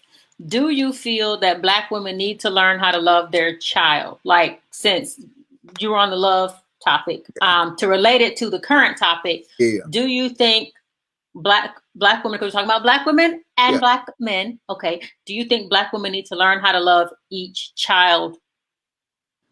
They need to learn how to love their child like they need to learn how to love a man, because each of us have different love languages or ways that we want to be spoken to or ways we want to be cared for and whatnot. Like my nephew is very affectionate. Yeah. My niece can do without it. That's funny. No, I think it definitely is. Like, I think sometimes it's not just a Black thing. I think parents in general yeah, like, you know, kids are going to be different. It's not one size fits all. And I think sometimes, you know, depending on how you were raised, you know, you kind of forget that kids are humans too, and they have emotions, and they're people. They just happen to be younger and inexperienced, but like they have different wants and desires and needs and emotions, and it's not going to just be, you know, one size fits all. Like, I think one of the things that does make it a Black issue is that we have a different set of struggles. So, and yes, we are overcoming a lot of them, but again, like I missed your name, but he was saying that it's systemic. So a lot of this stuff just gets passed down to where, hey, I'm struggling so much, I don't really have time to care about your individual emotional needs.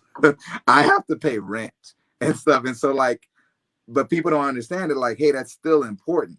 It's not important because it's a stress to do it and stuff, or because maybe America hasn't provided a stable environment, or America has drastically fought against you having a stable environment at times in history. And that has also been passed down and everything. Like, we're struggling. Some people are struggling right now because their grandfather was denied a house loan in 1940, and that would have maybe given them generational wealth. And these are real things. So it's like, you know, I can't take America out of the Black, you know, experience, but I also am saying I love conversations like this because it kind of proves that, like, okay, we're coming out of those things, or we're moving the foot that was on our necks off and stuff. There's progress to be made. So Verrier. Chubb is fine. Right, just put Chubb in parentheses next time. That's Chev, Mr. Lovett, Mr. Lovett. Your whole name is French. Okay. You were nodding when I was talking about loving each child different, or loving each child according to their needs. And I will say, Calvin, I appreciate your perspective. There were a lot of things that I respectively disagreed with. But I do appreciate your perspective, and I do see where it's coming from.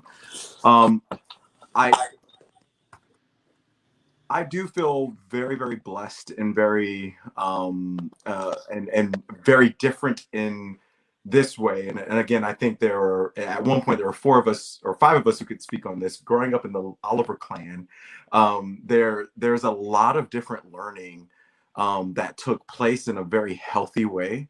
Now that I look back at it, then I didn't think it was very healthy, but I do think it was. I do think now that I look back at it, it was absolutely healthy, particularly because of sustainability, survival, and then growth, and then how we continue to move in how we're rebuilding our generations after us as well.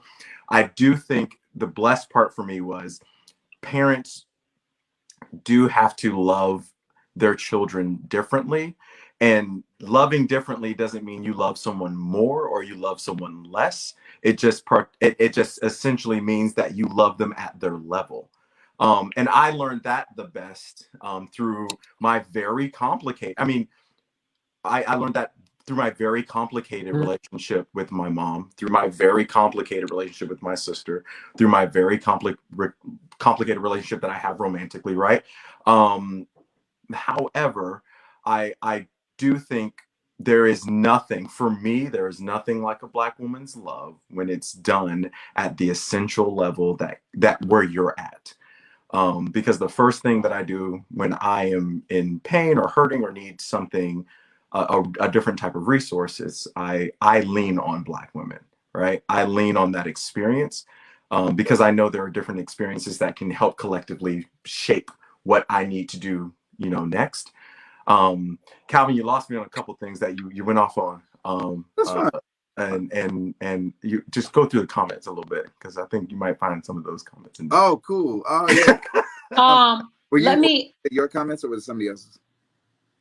I think he's talking about the comment section on on Facebook. Okay, on Facebook. One I think loving your child definitely comes with, you have to, again, know the child. You need to know how to discipline that child that's going to be effective for that child. Some children, you take a book away and they're like, oh, crap. Another child, you might have to pick them up a little bit. Okay, don't yank your children, but you get what I'm saying. Let's go into adulthood, where it involved, for the example, just follow like the chick who yells at her dude in the store, or the one that says you ain't a man. Jesus. How does emasculation? Are we as Black women emasculating Black men? Not saying more than white women, not saying more than Hispanic women. I'm just saying our Black women, not as a whole. Show you stupid. Emasculating Black men. Ervic, do you have anything to say? If you said, there you go. That's a loaded question. Okay. I guess it's all depend. It is somewhat loaded. I mean, are they? I'll say it's all depend on the situation and depend on the relationship, because every relationship is different, and depending on how the individual take the relationship, because sometimes you need the woman to take charge. The woman must take charge with certain situation or with certain things, but also in different situation, the man gotta also do what they need to do. But one thing I would definitely say though is that a man must be a man at any rate, because I mean, for me, I would say my father raised me to be the man. My father raised me to make sure I take care of everything that need to be taken care of. My mom, she had her role as well on what she needed to do, but we understand the different roles that had to be set. So I guess if every person understand their role, then I don't think anything should be wrong with that. One, Eric, are you really Trenton? Because you sound like my cousin Trenton. So I'm like, No, did Trenton that change is his not name? Trenton. That's Ervic. Irving. And so secondly, I think that we do that to me. And I would say I've done that subconsciously, even in my tones, maybe in certain things that I might say to the father of my children. I think that if I process and I look back, some things I could have seasoned better. So I think even when we have good intentions, it comes off wrong sometimes. And for that, you have to apologize and recognize it and try to do better. And I would say even in parenting an adult, because I know someone who still is damaging their grown son, and their relationships that they have with women, they get too involved and they want to be a wedge, or they want to, take possession of him, and they're stopping him from being a man in that regard, from taking care of their household or their children, because they're so needy, and they can't say, I've lived my life. I'm an adult woman. I need to separate. Shall a man leave his mother and father and cleave unto his wife? And I feel like, and I've often said, stop sucking your mama titty and suck mine. When I hear about men who are so into their mothers, that's a comment that I'll say about them. Oh my gosh, wait a minute. I'm done. I'm just saying, she was too involved. All right, I'm gonna head out. I'm just saying, too involved. You gotta back up, put your nursing bra up, and leave that grown man alone.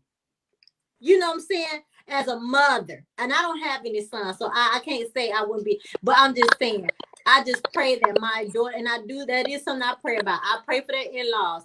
I pray that they have good in-laws, because that's a deal breaker too. People always say, I ain't married him, I married you. No, you married the family. You married the family.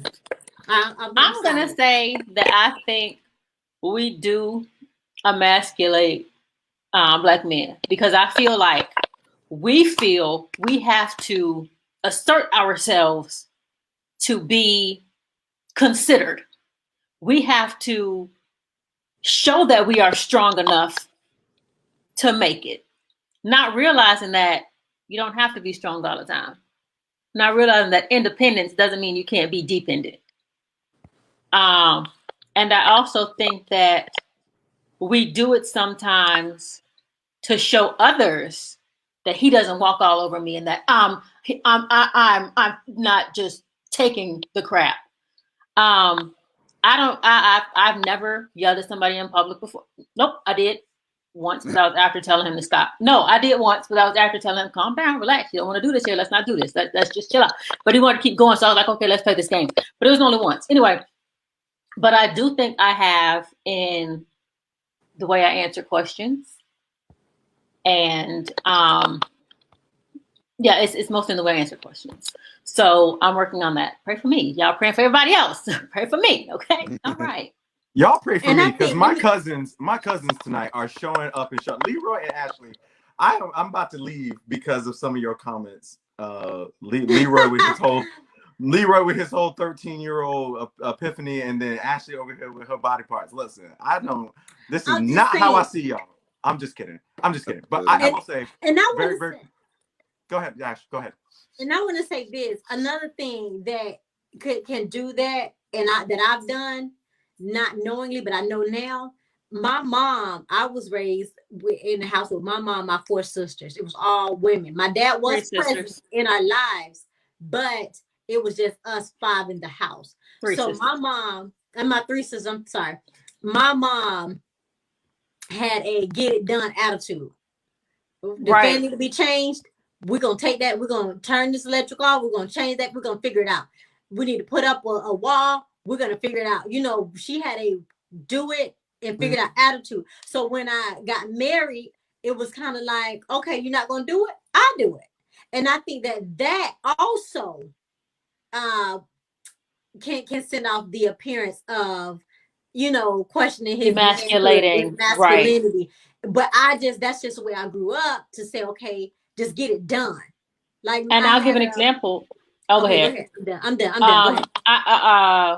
The guy I was dating at the time was at my place, and my sink was clogged. So I was like, I can fix this. No, I'm not gonna do it. Hey, is there any way you can help me? Can you unclog the sink for me? He was like, yeah, I'll do it. Time passed. He didn't do it. So I was like, okay. I have to go do something. I need you to unclog the sink so I can get ready to go.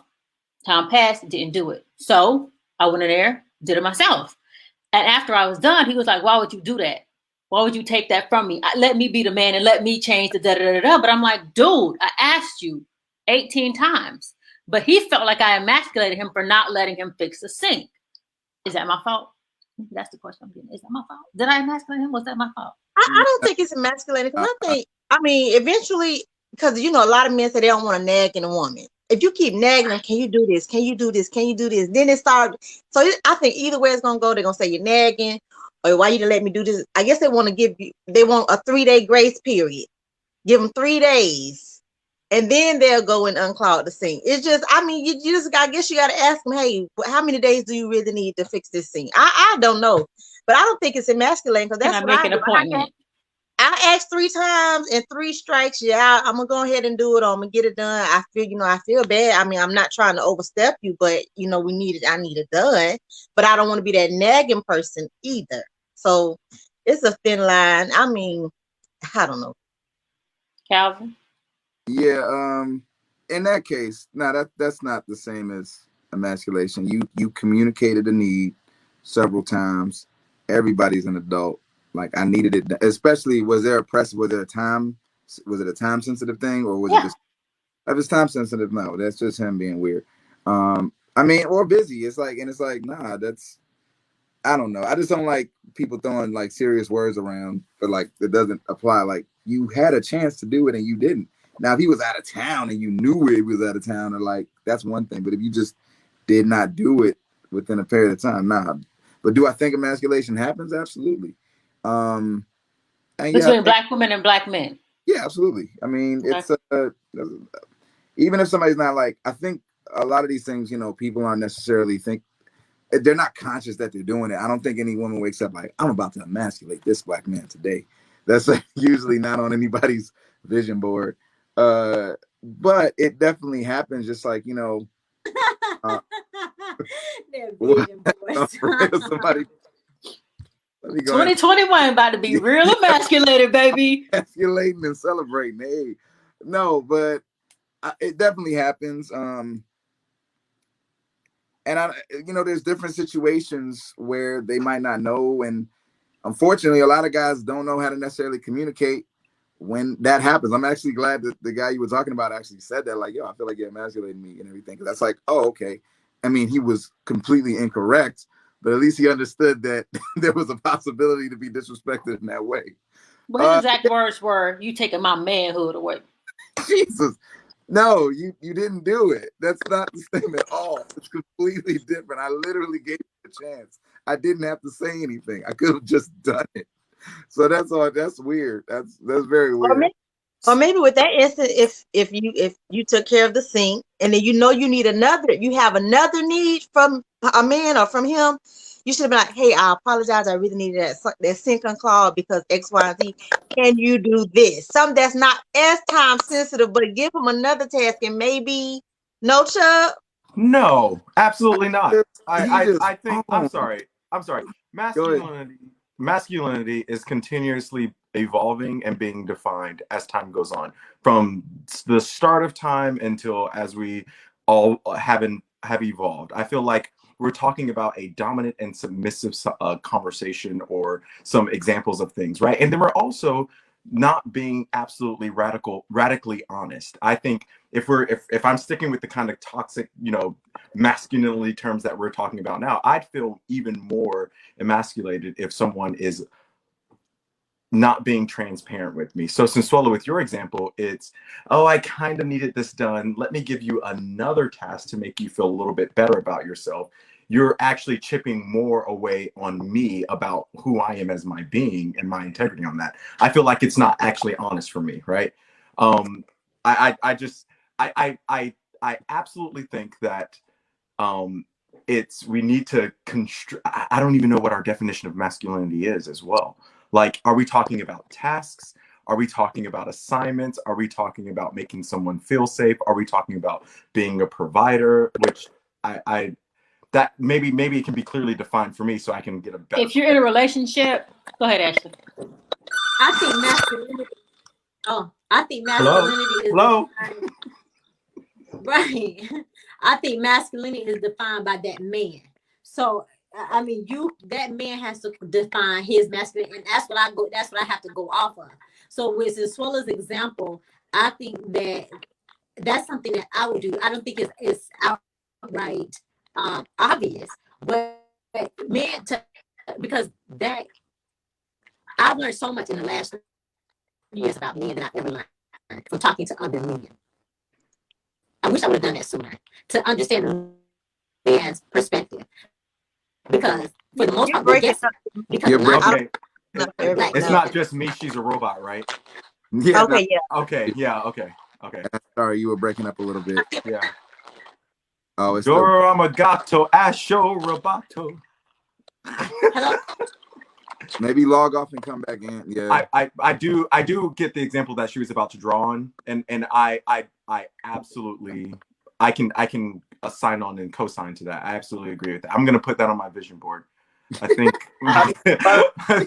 that's I think another thing is when it comes to masculinity, I love that it was like, well, it has to be defined as what that person thinks that it is at that time. If my sink is clogged, by the way, I have a saying in my house: if money can fix it, then I'm going ahead and use it so it can get unclogged. I'm not going to ask anyone in this household to do it. I'm going to call someone who's an expert and do it for me. Now, if someone else in this household wants to go ahead and take care of it, that's fine. But I'm also going to use my resources to do that. But I think, Brandy, your original question was, do Black women?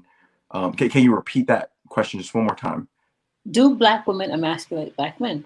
I think I did this. Yeah. Right. But I think, but I think you were strolling. Yeah. Right. But it's conscious, it's unconscious, it's subconscious, it's all. And it's unintentional. And it's unintentional. And but I want to speak on the conscious, intentional acts of emasculinity, because we all know we can sometimes men can take the femininity of women away, and it's an unconscious and subconscious and conscious thing. But I want to speak on the intentional emasculation of men. And yes, it's based on the definition within your relationship of what masculinity is and what femininity is. Okay, I see what you're saying. And at that point, then I think it absolutely it does happen. And then I would just like, now I got to process and sit with this for myself. Like, why would someone consciously and intentionally do something to harm and hurt someone that they say they love? Anger. What would you say? Anger. Because I'm angry at a lot of anger things. causes a lot of women to emasculate a man. F-U-B, you P, all kinds of stuff. And they do it to You ain't hurt no good, the you other don't- person. it could definitely brings out the worst in people. So when does it become our perspective as a Black man, right? To understand where that anger is coming from and to channel it in a different way and not take ownership on allowing that to affect our lives negatively, but allowing that type of energy to then reverse it or try to use it in another way to bring it as a positive and grow from it later. I think that's a question where does for the Irving ownership and come Calvin. from? Say that one more time, Brandon. I think that's a question for Irving and Calvin. Yeah. Can you say that again? I think we're talking at the same time. Oh, sorry. I was saying, could you say that question again, Chef? I was saying that when does it basically how do Black men use that in a way to not take ownership of that is not your truth? So how do you use whatever that anger is coming from? We all get angry. I've never done it. I'm not an angry person. I've never said anything to anyone I do it every day, every single day, by the way. But how do we use that and not take that as our own ownership to use that as harm against us?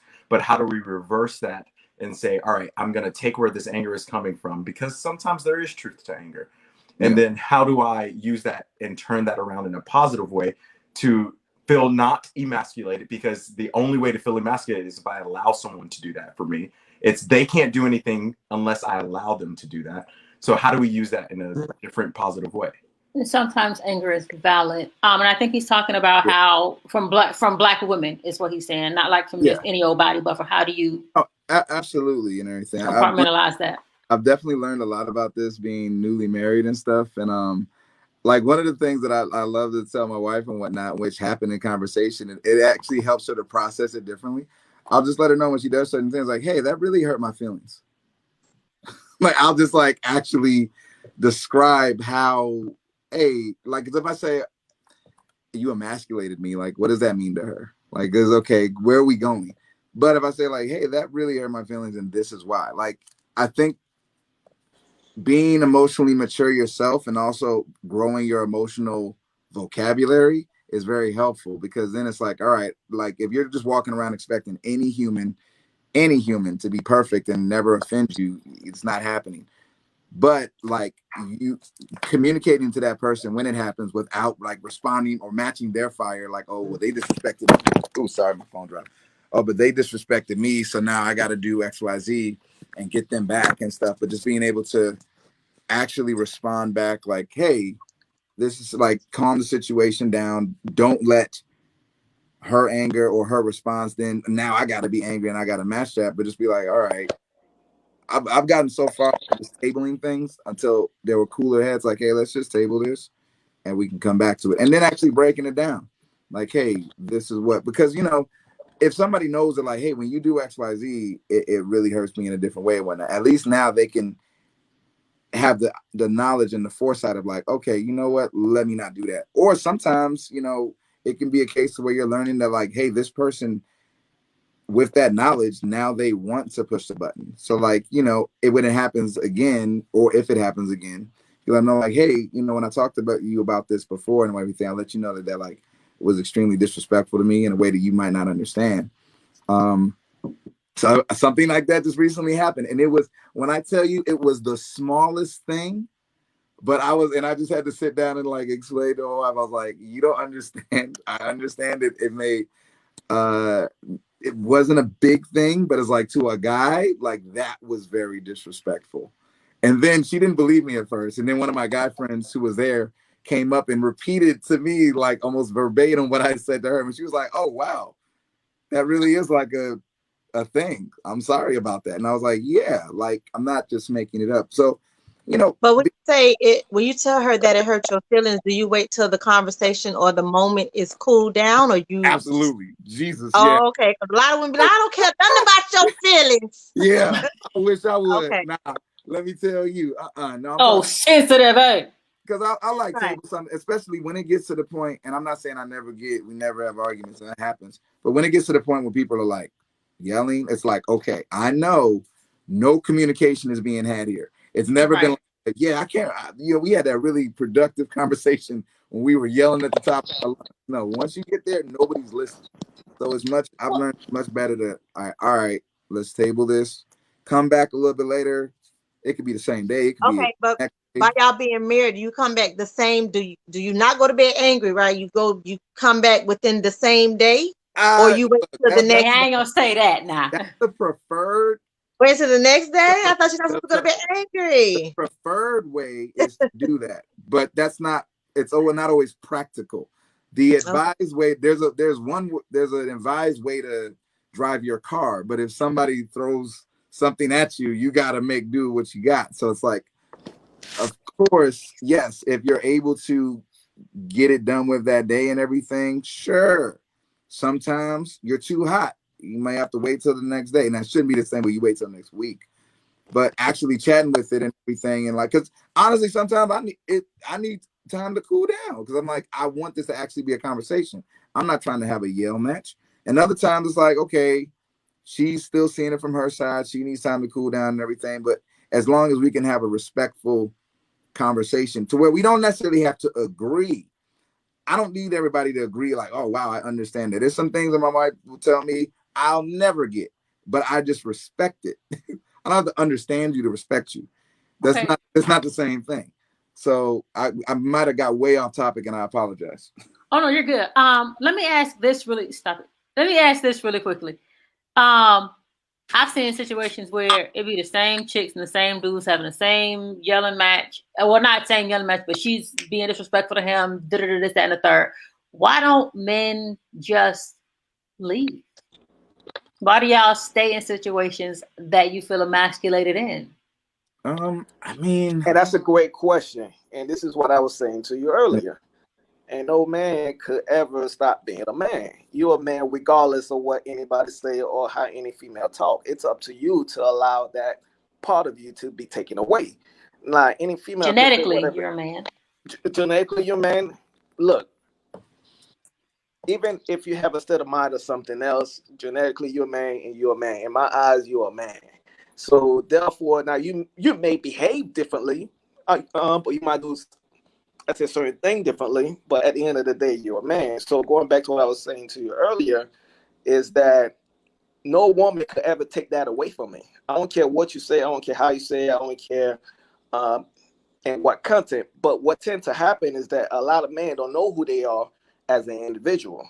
I mean, they don't know their true identity as far as what they need to do and how they need to conduct themselves. Because again, I mean, I was raised by my grandmother, but then I met my dad at age of 6. So with that being said, I mean, a part of me have the nurturing, the caring from my grandmother. But then my dad taught me everything I need to know as far as being a provider, a protector, making sure I do what I need to do. So if there's no male role model in the picture, yes, some of those characteristics may fade away. But as you get older, as you start understanding certain things, I mean, I can't accept an excuse from a man that said, oh, my dad was not there, so that's why I did what I did, which is okay. I get it. Your dad was not there. That's what you did, what you did. But they have mentors, but they have other outlet that you as someone that want to get better could definitely find the information that you need. We have Google that could tell you a lot of information that you need to know about being a man and understand certain thing you want to do. Now, do you not define what a man is for yourself? Or do you allow Google to determine what manhood is for you? I mean, well, that was my point. For those that don't know that say that Would they you don't not know how ask? to do Would so. you ask Google, or would you ask Calvin, or would you ask Chev, or would you ask Michael? Would you go What? to Google? I I'm just think trying Unfortunately, to understand. I'm not. not being funny. I think Unfortunately, outside not of too us is many doing men, things. not too many young men have those individuals there that they could reach out to. So therefore, they have to use a different outlet until they can find those men there to be able to reach out to them and be able to inquire this information. Like I said, for myself, if I Mhm. don't allow myself to be in certain places that I could be connected with young brothers, with a young man, or a young kid that's around the community, therefore they'll never see a man like myself. They'll never be able to say, "Hey, Irvin, can I ask you a question about this? Hey, Irvin, my mom's telling me this. What do you think?" I mean, for me Okay. right now, there's a young man actually that's being raised by his mother. I mean, she's doing a phenomenal job, but she can never raise that young man to be a man. I mean, she's doing a great job. She allowing him to do everything he needs to do. She making sure that that young man understand his role in society. But at the end of the day, you still need a man to allow you to understand the things that you need to know about who you are as a man. My I'm mom, just saying, my sister taught my nephew to stand up and pee. He peed standing up the first time, so it's not like I I personally disagree understand with all that, but that. that's just I me. understand all that, Brandy. At the end of the day, your nephew still needs to get the What happens at the beginning of the day? something from a man to understand Well, who he is from a different level that a woman cannot teach. can That's I just my Okay, point of I'm view, not mad at that. can I I and agree that's with just Irvin. I actually am. get That's just BS. That's not right. No. I think that's absolutely incorrect. I think we were talking about systemic things earlier, and right there is that toxic systemic thing right there that it talks about that there are certain things that you have to do to be a man. It's the same thing if someone's saying you are not what is black that? enough. What is that There's that you have to also do to be a man? time out. There's also things that there were things that, like, it's folks also saying, what does it mean to be black? And is there a book on how to be black? I mean, there actually is a book called How to Be Black. However, it's a book that is based off it's a comedy, it's a parody, right?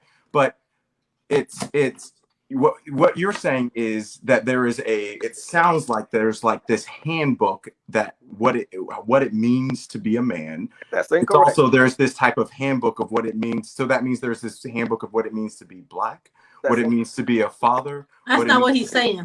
that's That, incorrect. That's okay, not so let me rephrase. That's what I'm hearing, and okay. so what I'm hearing and what I'm interpreting is that hearing that black women cannot, for a man to be a man, they have to have some experiences with men to teach them that. And I've actually not had one male figure in my life that is consistent that can teach me how to be a man, and yet I'm a better man than most people that I know. It's You might So not you have had one a man. person that has taught just you how to be a man, but you have collectively pulled from men that you have seen. Like Exactly. for instance, no, I have Walter, not. I have hold on. collectively Time pulled out, from time more. out, Hold I on, have time collectively out, pulled from Chef. more. But that's wrong. Walter, That's Walter. not right. hold on, Chuck. I shouldn't say no But it names. was wrong. I know somebody who did not grow up with their father in the house. So they use the Cosby Show as a reference. You pull from where you can. You, like me, I'm a mother.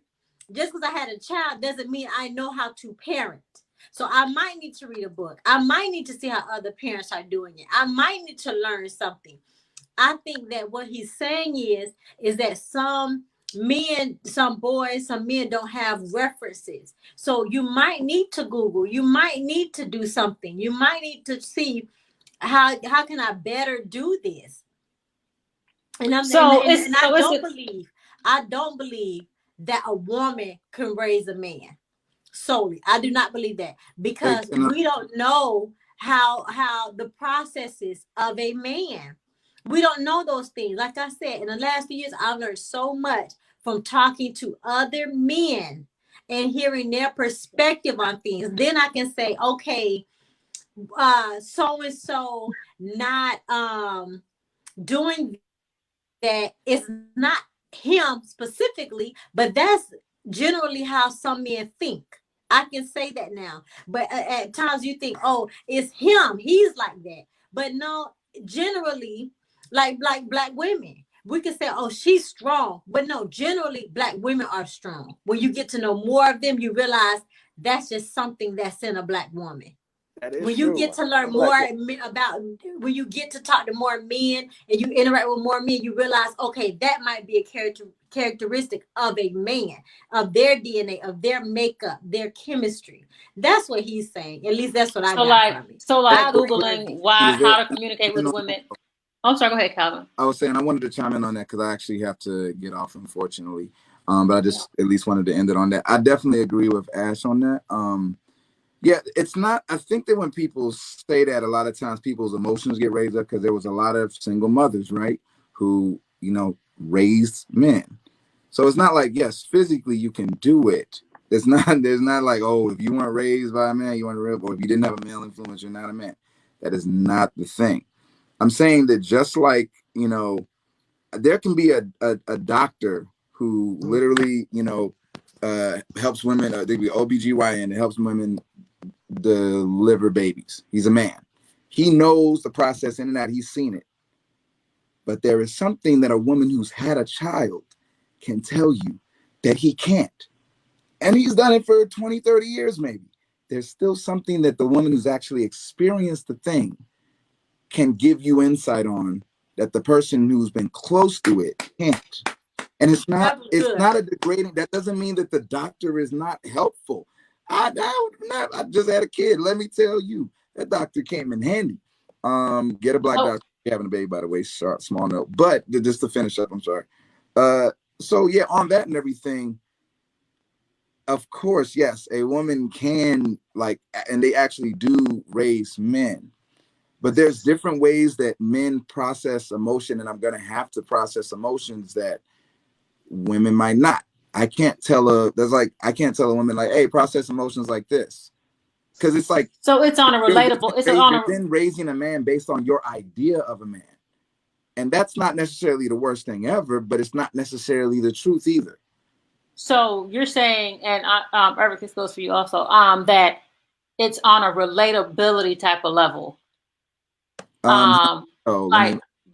Between men and men, it's on how you really actually, it's on how you all relate to each other, how you all process emotions, not necessarily on how to work, how to be a hard worker, how to whatever men do. I don't think. No, just like correct. Okay. How to actually be in society, how to succeed, how to relate to other men, how to do that. There's like, a woman can't tell a man how to relate to other men because she hasn't done it as a man. She can have a given idea of that. And the reason why I'm like saying this and everything is that it's not to downgrade. I think you can say something without disrespect, and I'll never disrespect a single mother who had to raise their child. Like, that's not it. It's saying that like this conversation came up a lot when people were doing the Happy Father's Day, Mom. And it's like, well, without any disrespect to her, if you don't realize the importance of manhood and aren't like, hey, this is something that my son needs that I can't give to him because I don't have it all. So let me make it an important thing for me to have that in his life. You can't just disregard that. That's like when you see white parents adopt black kids and they just don't have no blackness in them. That's not. Then they read that book, Chubb. That's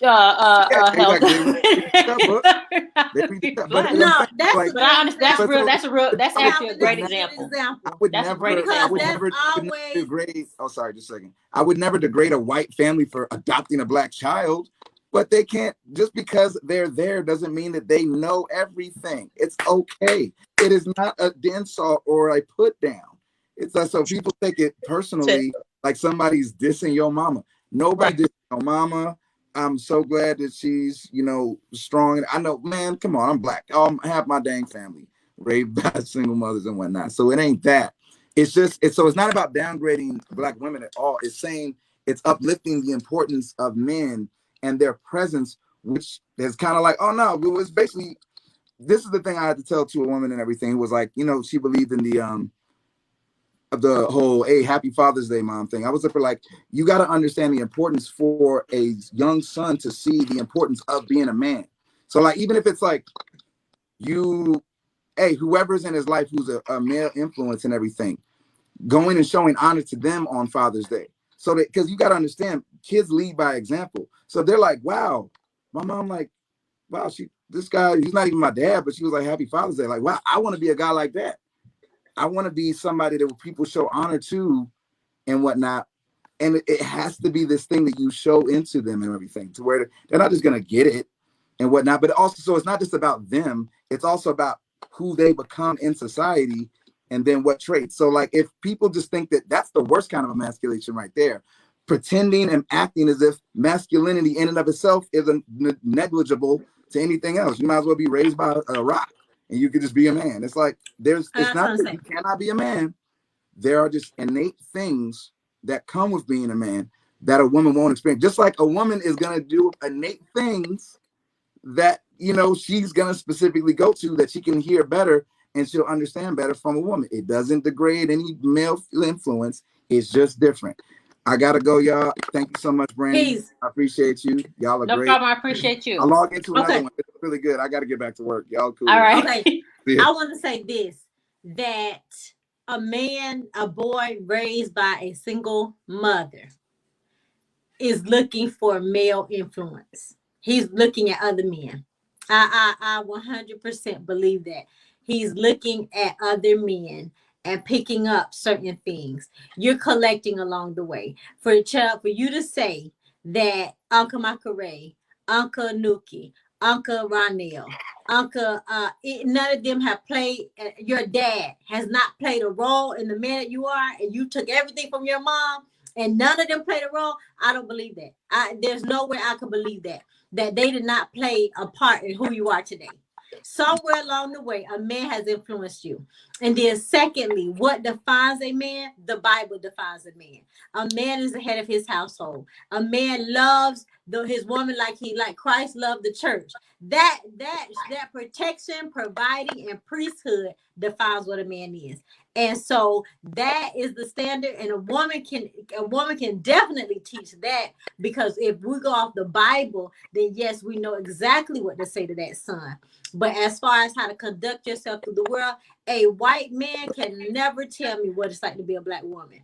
You can A never white woman can't tell me what it's like to be a black woman. Right, right. You can never tell me what my experience is. And I can never tell the son I never had what it is to be a man. I cannot do that. But another man can, and we have to be careful as single mothers who we allow to influence our sons. Because the wrong man can say, this is what it is to be a man. Because that happens all the time in the hood. You know, oh, you got to sell drugs and do this and do that. No.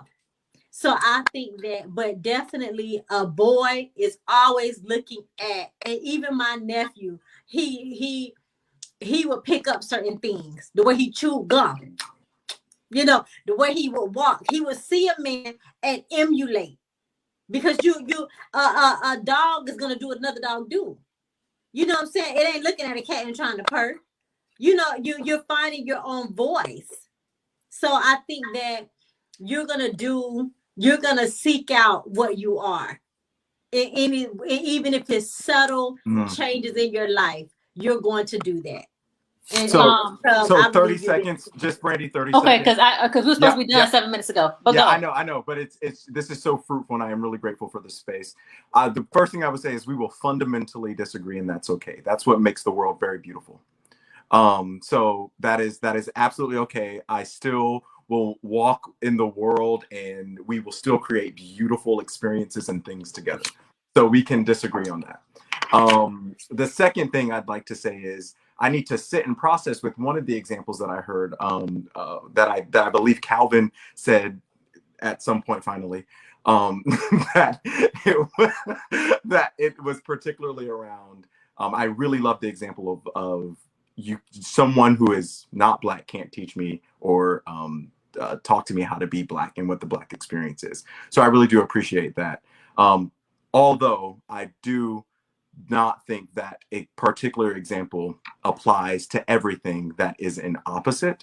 And so in the purposes, and I do think, Brandy, I would love to come back later when I'm able to sit with and meditate a little bit more on this part, this instance of this question. Yes, Ashley, I do agree with you. There were folks, I wouldn't say who were influences. I would say they were moments in time. And an influence to me is someone that sticks with me in my mind every single day that I draw an experience back to. an influence in my mind, Ashley, and not yours, is someone that I draw back to every single day. Those were brilliant, brilliant, brilliant men that you gave examples of, and thank you for that. However, the influences that I think through is something that sticks into my mind every single day. And so I do need to sit on that. I don't know the answer to that right now, but my being and my gut is telling me that I do not agree with portions and parts of the conversations that a man has to teach a man how to be a man, because there is no definition that is concrete of what it means to be a man, which is why we continue to have these conversations. This is why we're still questioning it, because we don't have the answer to it. I just want to say this. When I was in college, it was a white professor that was teaching Introduction to the Black Experience. Proceed. No, I say that you say that we're still defining that. I say that we're defining that because people want to change, or they want us to, or other people to go along with certain changes. The definition of light is light until somebody, it is what it is, until somebody says, well, no, maybe it's, and then you try to make people see something differently, if that makes any sense. But I like what Calvin said about a white couple raising a black child. I cannot, and I'm not every black person, but I imagine every black person has, every time we've seen it, or at least one time, kind of, oh gosh, because you cannot teach that. If you are not black, you cannot teach how to get through America. Since Swalla and I had that conversation before. I've seen a white lady in the store with a black girl, and I walked past them in the aisle, and the girl's hair was just in disarray. You just knew she couldn't do anything with it. And I debated, should I offer my services? And I did. I said, for this child, I'm going to do this, even though it made me uncomfortable. But this child, the looks that she's going to get over the years are going to be more damaging than me asking this question. So I did ask the lady, and she was offended.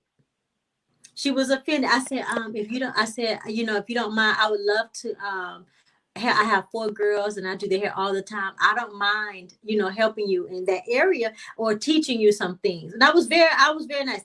And she was, no, I can do it. I got it. And then the little girl looks at me and she said, Mommy, she's so pretty. And then the lady softened up because she realized this, even this child can see, Mommy, I don't look like these 4 little girls over here. I mean, my skin is the same, but my hair, it ain't the same. And then the one, so I think every black person, when we see that, it's kind of like, oh gosh, or a black little boy with a black family, you're like, oh gosh, I know we gotta go, but we're gonna have discussion on that at another. Okay, I'm sorry, y'all. I'm sorry. This is just so good. I'm with Chubb. We're gonna have some last minute. Since would you like to say something? Because you haven't said anything. Y'all say anything? Are you good? Okay.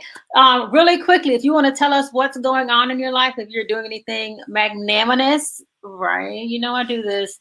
Then please add to. Let me thank Calvin, Ervic, Jay, Swalla, Ashley, Chef, and Leroy for joining. Jasmine, Raw. Thank you for joining me. Patrick, I'm loving your comments. I wish you would have clicked the link to join in on the live. Next time you'll be there. But do you guys have anything you want to say? We'll start with Ervic. No, nothing really. I definitely agree with everybody that's on the call, that we all have an opinion to share. At the end of the day, it's what's within that matter. So whatever it is that allow each individual to fulfill their calling, I would say, definitely go for it. But we're all here to learn. We're here to get better. Thank you, sir. Swalla?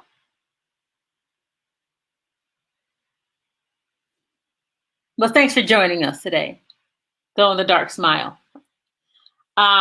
Chef, zigzagging it. Y'all be okay. Sure. I am always so appreciative of this space. There's 2 quick things I want to say. I want to say, for Black folk that are watching this, listen to this conversation. You see that there are a differing of opinions, and folks are approaching it in a way where we are trying to problem solve with one another. And that is very, very important. The second thing I want to say is there's a book called How to Be Black. I'm just kidding. But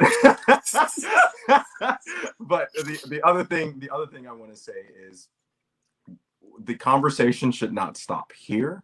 And we're talking about building our next generation, and to have these conversations, we got to hear, 4 of us I know at least got to hear in several different arenas, in several different areas, and to lift that within our generations. And the last thing is, we have a new organization out there that's building political power for folks, especially Black and brown folks. I happen to be the COO of that new organization, so I anticipate y'all to check that out, and to figure out how we can continue to have these conversations and to build political power within these Black and brown communities. Yes, Brandy? I just want to know how many jobs and CEOs and COOs and CFOs and vice presidents and boards are you on exactly? Merger, and then this became a promotion. So 34. Got it. Love y'all. Come back with another. Definitely love my fam on this. Please put the name of that organization in the chat room. Ash, you're up. I was gonna say I definitely love my family. I love how diverse we are and how we can disagree respectively. Like we can still disagree in love, and we love each other for who we are, and I love that. Also, I think from this one conversation, these last 2 hours, at least 5 or 6 spinoffs have come into play. Brady, I hope you are keeping track so we can do a discussion on all of them. And I do want to add a 6th in there that maybe you can do one Black. You want to email, text me those? No, I want to say it though. That maybe we could do one on Black business and let people chime in and get 2 seconds to promote their business. You know, just a quick talk about what they're going on, because this ending segment where you ask us stuff, I think this is great. Great job, Brandy. I enjoy being a part of all of them that I can be at. And even if I'm not on, I definitely watch them. So everybody please share, like, and comment. Thanks. Like everyone said, I don't mind everyone being on here. Don't click off. I don't like being here by myself. It's weird. Like everyone said, this is a conversation that keeps going. I really don't like looking at myself. A conversation that has to keep going. Because if you pay attention to the conversation, Black women and Black men, from childhood to the adulthood of the transition from a boy to a man, is affected by how we treat them. We are, in my opinion, we are the original mothers of the world. We are the original creators of life. What you have has come from us. So we have to grow what comes out of us if we want us to continue. And if we want us to be great in this world, we have to water the roots of the tree, and that seeps up to the branches. So we have to educate ourselves in order to make sure our branches have leaves.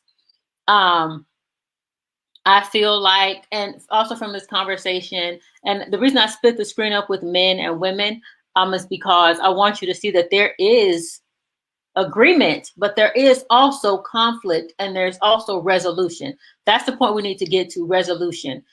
Not emasculating, not disrespecting, and not treating boys as men and not treating men as boys and then complaining about it like we didn't have anything to do with it. I appreciate you all for coming, and I strongly ask that we continue this conversation in the chat and on Question Time Live. You can reach out to any of the panelists if you have a question that you want to speak to them about. Please follow them, friend them on their social media, and enjoy their conversation. Okay, you can follow him. He likes people. And do that. We'll see you all on the next topic, which I believe is toxic masculinity, but don't hold me to that. And we will go from there. Thank you all for joining us. Thank you all for joining me. I appreciate you. I love you. And again, thank you.